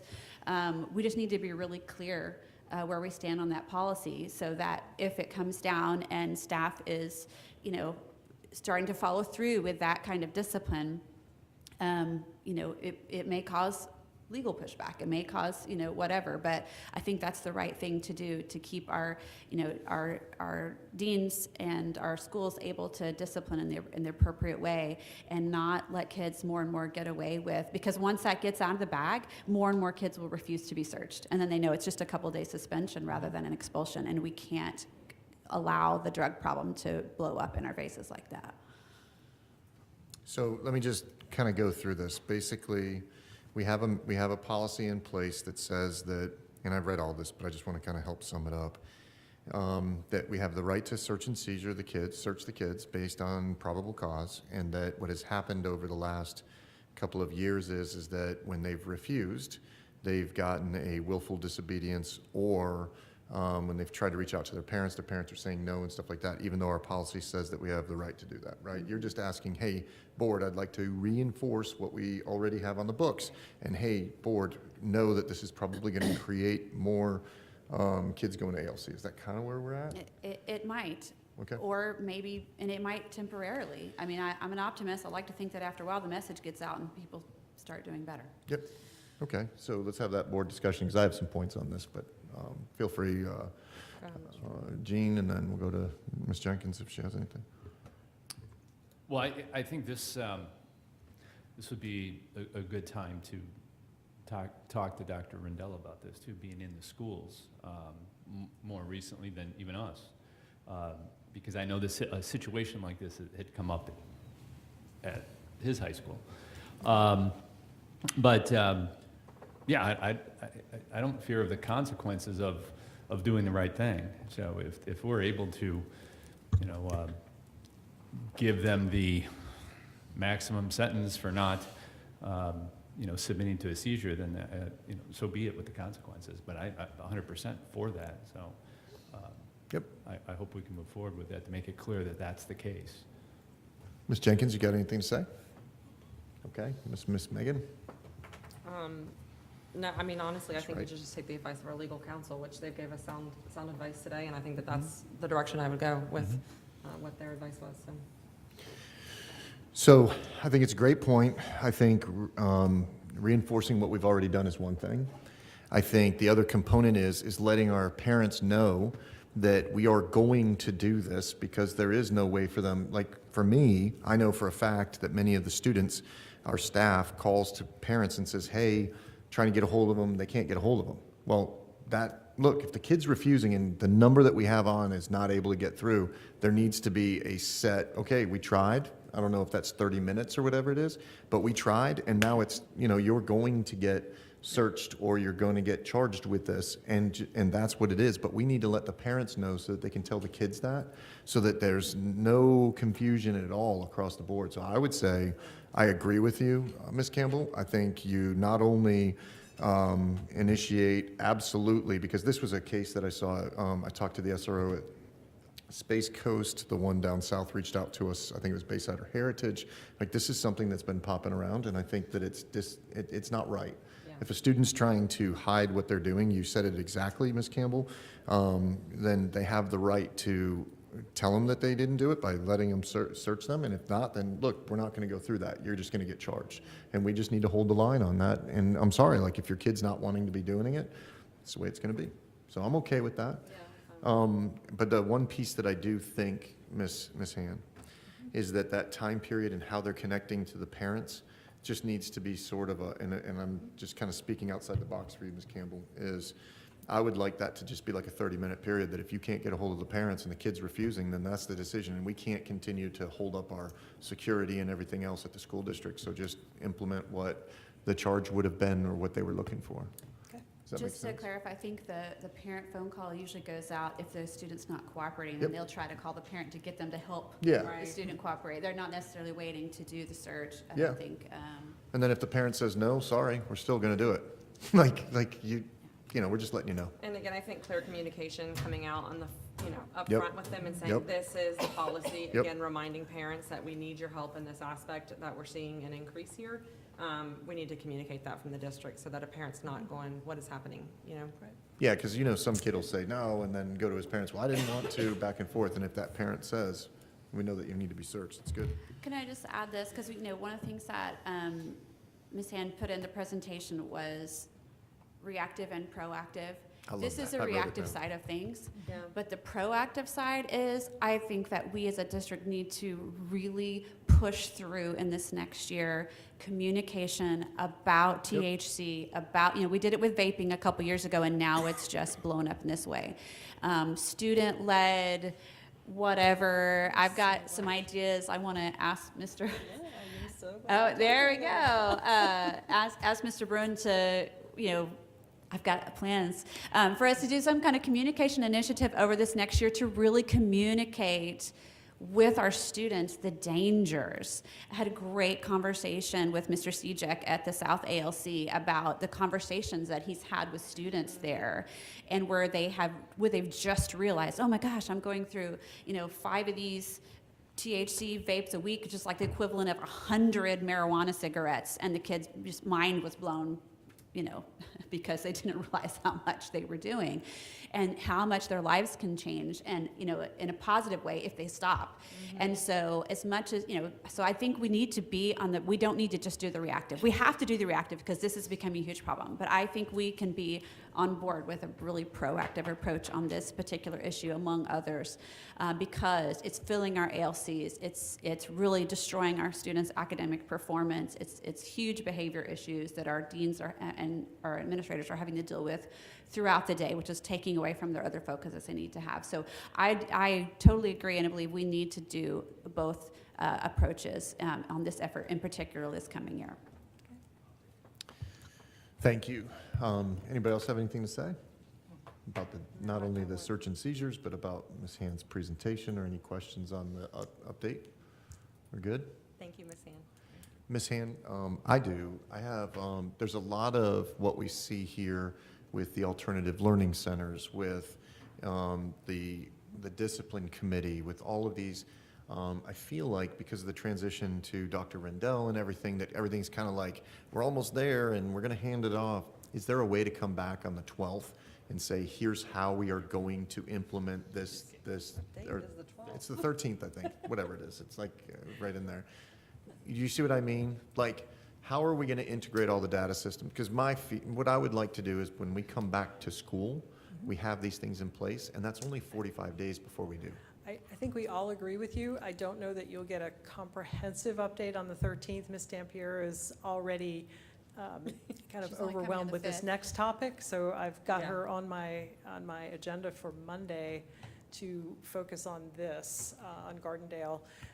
The other pieces are moving as well, so I think we can give you updates as we move through the summer. It may just not be an update on everything Right. on the 13th. It's just that, like, so our overcrowding at the ALCs. Right. Like, what are we going to do? Like, do we need direction from the board on the drug We rehabilitation? We do. And then, Yep. are we going to expand to other locations, that kind of Right. stuff? So can we have that on the 13th or no?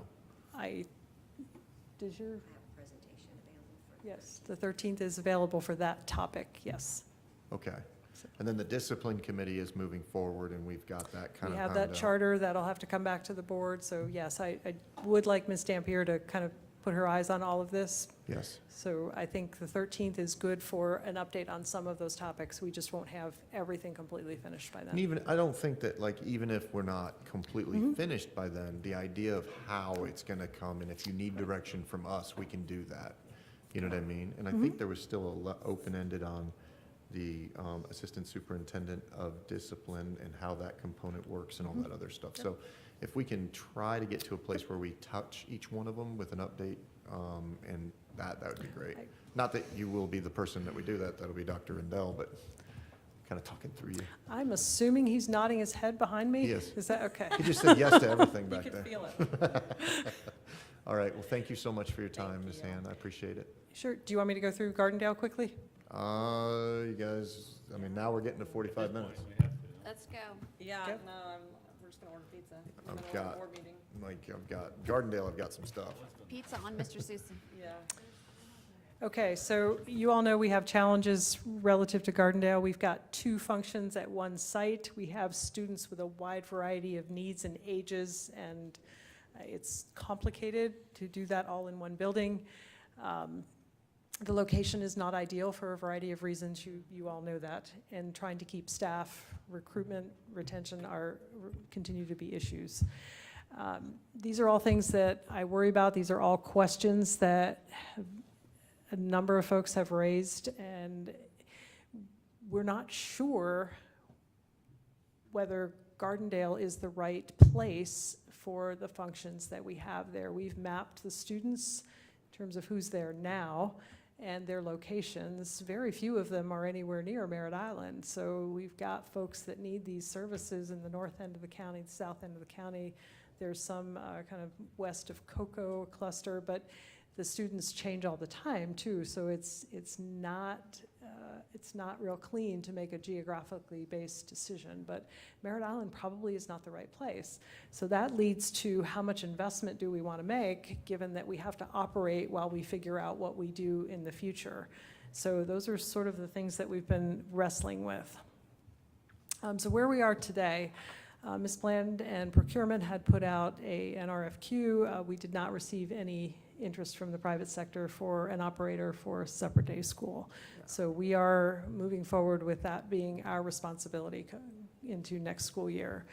We have a high number of staff vacancies. Last time I reported on this, I think it was 29 out of 61, and I don't know that you've made progress since then. And then we need we need a modest level of investment to support the school. And so we, myself in facilities, Russ Cheatham in educational technology, security, we're all kind of poised to move forward with some improvements at the school. So what we're doing right now is on Monday, we are going to update Ms. Dampier on where we are with our construction contract. I have a contract that'll be on your board agenda June 13th to do some additional facility improvements. Ms. Bland had requested some modifications to a larger office space that would allow classrooms to be freed up and move some of the office functions into the area that we're renovating. So we've got that on the agenda. We're doing some additional security improvements.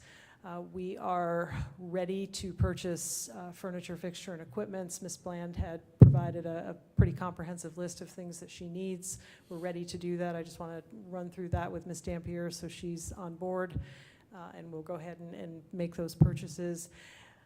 We are looking at playground equipment. That's one of the big asks. I'm not sure that that's funded. I'm still kind of noodling around in our capital funding to see if I can figure out a way to get that done. But I want to confirm this is what we want to do. This is where we want to put it. But that's probably a $100,000 investment by the time it's all said and done. And then our facility work is in the $200,000 to $300,000 range. So it's a significant investment. Not a bad investment for a school, so even if it's not going to be used with its current functions, those things can all be used if it is used as a school. But nonetheless, it is a significant investment. Shortly, Ms. Green, Dr. Green has looked at staff incentives, so that piece is kind of ready to move forward for discussion. We have leadership appointments coming up that Dr. Rendell will be handling, and then recruiting and onboarding positions, as well as looking at the position allocations for Gardendale, given the type of work that is done at that school.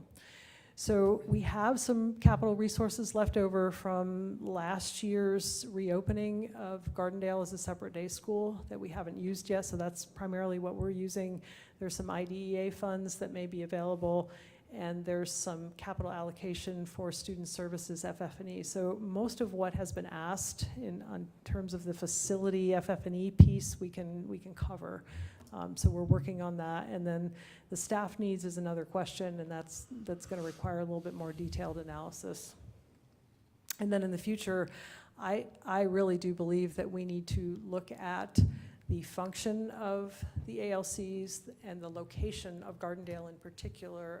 Is that really the best place to serve the needs of our students, both for the ALC and for the separate day school? But that's not a today answer. That's going to require a bit more work with, again, a cross-functional approach. And I think that's it.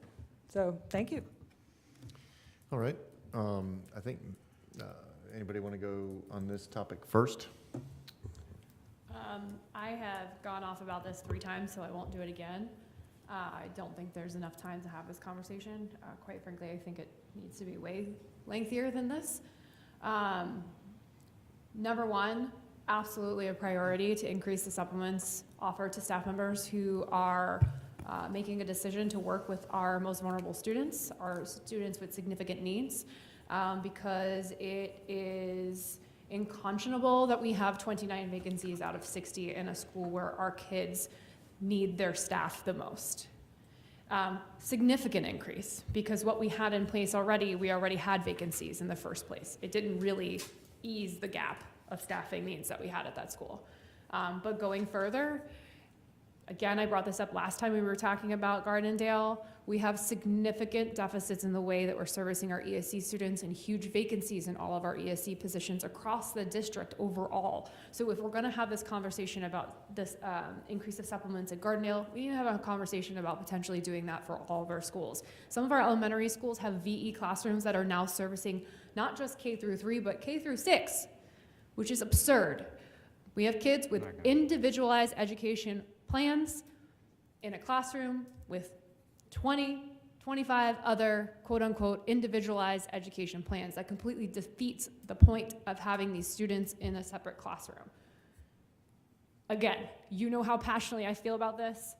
We need way more than 30 minutes to have this conversation, but people like to say money isn't everything, but it absolutely is when we're talking about this. That's step one. Step one, we need bodies in that classroom, we need qualified bodies in that classroom, and we need to pay them for the difficult job that they're going to sign up to do.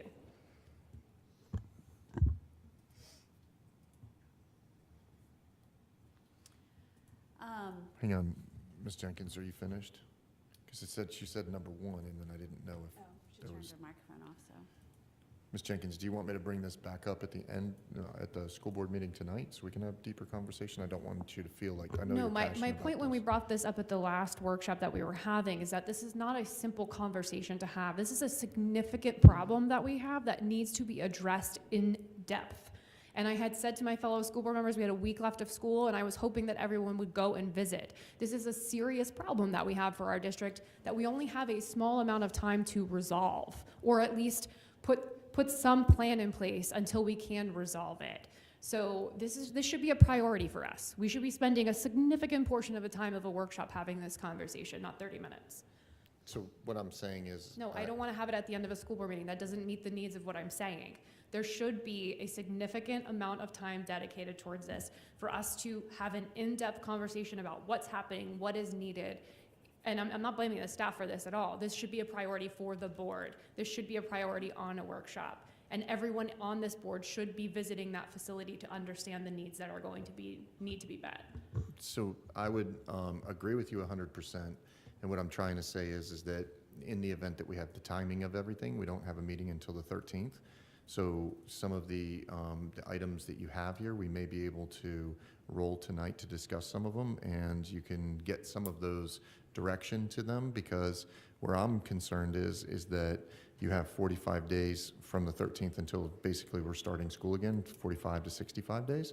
And we may need to give direction a little bit ahead of time. So that's why I was offering tonight. But if you don't feel like you want to move on tonight, then we can try to add it to the 13th workshop. So respectfully, this isn't a problem that we've had as a district just now. This is a problem we've had all school year that I've been saying over and over and over again. So the board sets the priority, the board sets the agenda. The board needs to set a workshop time for our staff to come to us and educate all of us on what's going on there, what needs to get done. Again, this is not on the staff. We are setting the agenda and the priority. So no, this can't be addressed at the end of tonight's school board meeting. We need to focus on this. And quite frankly, it should be our #1 priority going into our next meeting. All right. I have a lot of stuff that I wanted to discuss, so I'm going to do it anyway. Are you ready? Did you, Ms. Campbell, you want to go? So the good thing is, the staff is not waiting for us to get moving on it. They've already been working. Ms. Hans developed a plan. Ms. Bland is continuing to work on it, I'm sure. And she said she's got a presentation. We're going to have a new leader of that division on Monday, and she needs some time to get her feet grounded in the issues. And this has been priority 1. We said it, I believe Dr. Rendell said, somebody said it when she was introduced. This is priority, one of her first priorities. And so, they're not waiting on us to start working a plan. It's gonna, all those things are gonna come to us. Sue's already mentioned things that are gonna come to us on the facility side. And so they're not stopping, but so for me, the plea is, as a board member, bring us what you need to have. This is priority 1. And so, how did I say that? And we have a whole bunch of priority 1s. That's just part of our work that we do. But this is a huge priority. And so bring us what you need. What do you need us to do? And let us give the approval and get done what needs to get done. I don't want staff to slow down on the work towards us, because we do have a short time frame. Mr. Trent, Ms. Wright. I know, I feel like this is not giving it adequate time to speak about it. So honestly, I do think that we should maybe even discuss, do we need to have a special workshop that is 100% devoted just to Gardendale and the ALC, so that we can talk about this in depth. Right. I hate to do that before we get the leadership in place and give them time to get the plan, because anything we would do until then would be a little premature. Okay, well then I will summarize it by saying that I did go and visit Gardendale. I spent time there and learned a lot of things. Thank you, Ms. Bland, for touring me around the school. On the ALC side and the Gardendale side, the separate day program side.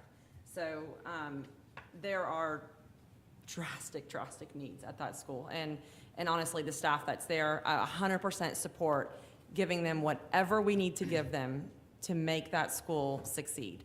I know we don't have an ideal situation there right now. This happened overnight, and so it's kind of one of these, we had to quickly jump in there. Thank you for the amazing job that you've done. We have to grow on it. So looking at that map and the fact that we are busing kids from literally Scottsmore to Grant, I think, or Valkyria, to the same school in Merritt Island doesn't make the most sense. So we have some things that we have to work through logistically, but I'm in favor of giving you guys whatever you need to help get that up and going. I think we need a special session about this and really sit down and talk about this in depth, because this doesn't feel like it's most beneficial. really advocate for it, so. Mr. Trent. Yeah, I'll make this quick as well. We have to have really two kinds of discussions. One is a long-term discussion. Are we going to take these kids, for a long time, forever, and not maybe next time put it out to bid again to maybe have them go somewhere else? And if that's the case, then we really need to explore major investment. Go to Orange County, look at their facilities. Go down south, look at their facilities. From what I'm hearing, they take care of those kids in a great way that we're not.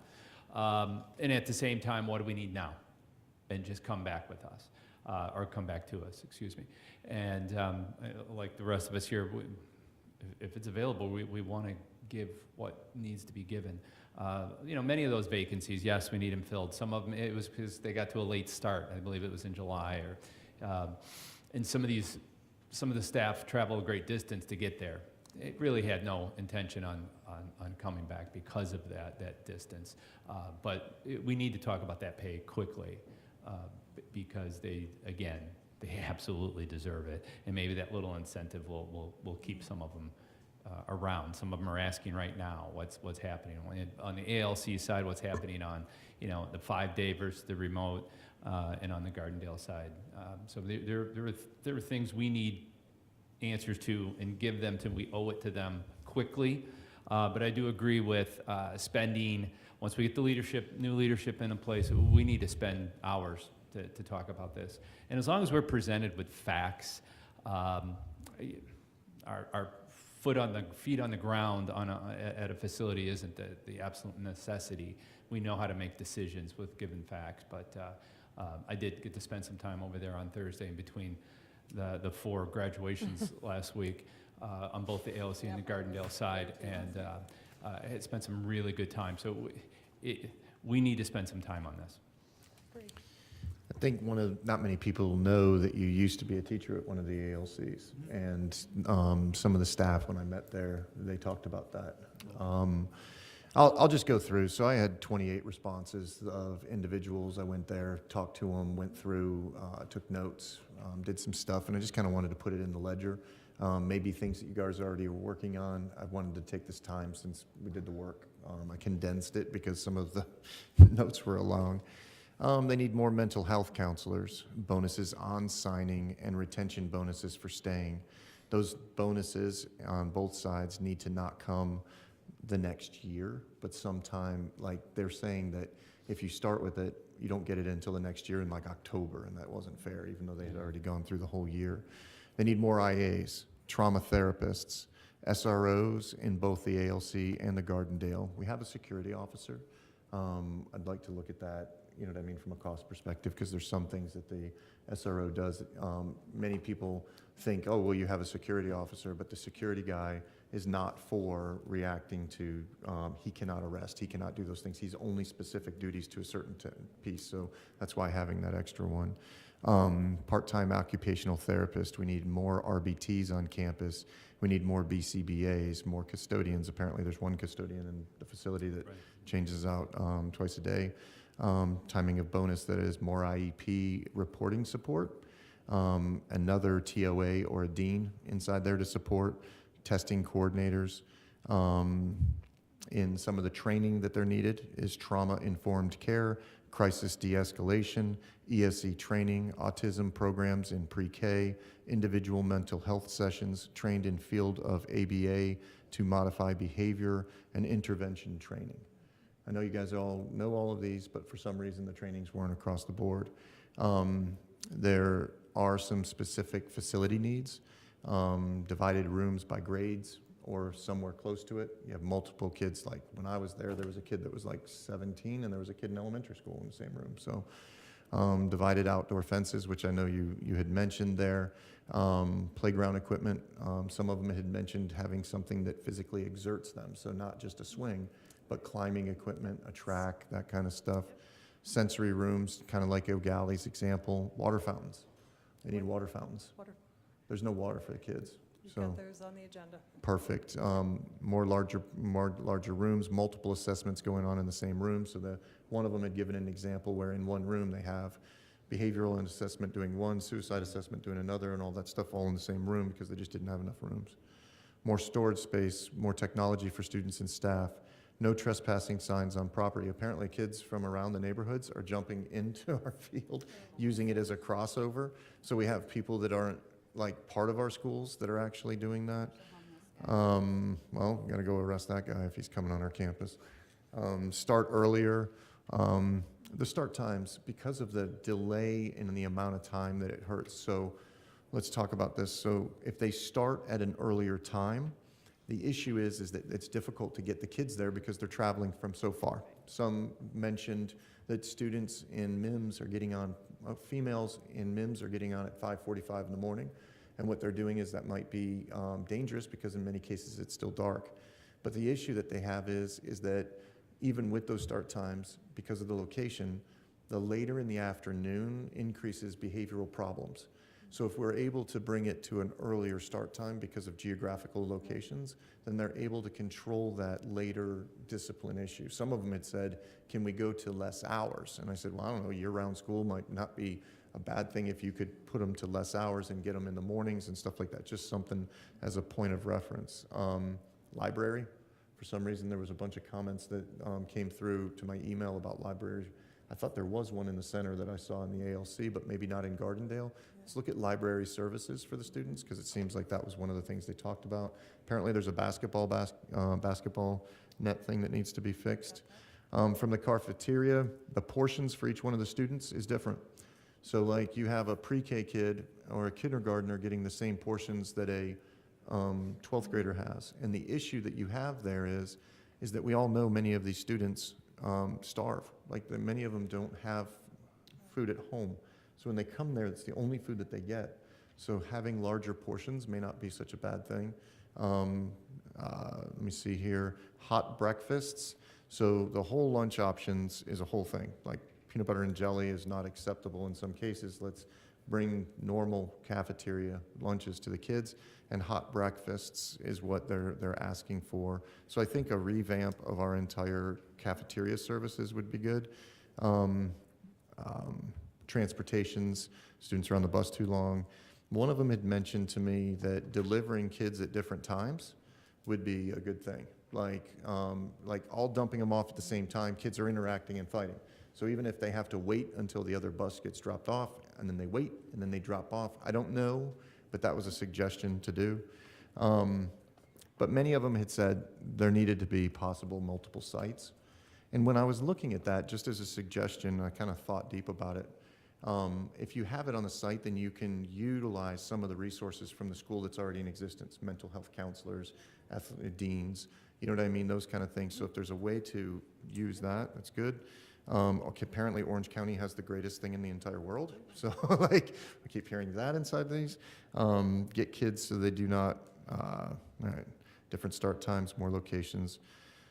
Students are being rewarded for bad behavioral changes, and they're gaming the system, meaning that they've figured out that if they that they can act inappropriately and then they will get something in the end, so they're acting that way. They had asked, one of the big things is repeat offenders with consequences. So apparently we have repeat offenders that don't want to be in there, and they're causing disruption with even the other kids that are being disrupted. And I think as a board, we need to come up with this when we come to this conversation. Our philosophy needs to be that we're either going to punish or we're restorative. Because if you look at what we're doing inside the schools in Gardendale and the ALCs, it's a combination of both. Like we're saying, you get a PB&J, but then we want to give them supports. So we need to figure out if we're going to move to a restorative type system, then we need to bring in the resources as far as programs, art. There was one in there that I didn't put down. It talks about bringing in art classes and drone programs and engaging things, right? If we want to do those things and we want a restorative, then we go that direction, but if not. So those are just some of the things. I wanted to read them into the minutes and stuff like that so that we knew them. And if I have a bunch of notes, I have 28 comments, I have all the stuff that I worked on. So, and I wanted to honor you, Ms. Jenkins, for asking us all to go. It was tough. I mean, it was real tough to get there during the piece. And I appreciate you asking us to do that. And I wanted to let you know I came through for you. So with that, anybody else have any questions? those discussion items that were the next two items are important. I think those we should probably get some, they were asking for some consensus, so I think we should push those to the board meeting, those two items about the stipends and the media center. Oh, yeah, everything else that's on the thing's So gonna let's- roll. let's move that. That's Okay. not a problem. Yeah. Yep. Yeah, we're gonna do all those tonight. So thank you, Ms. Hand, for all your work. Thank you, Guys, sir. we have about Appreciate you all staying through. 20 minutes to grab something to eat. So thank you very much.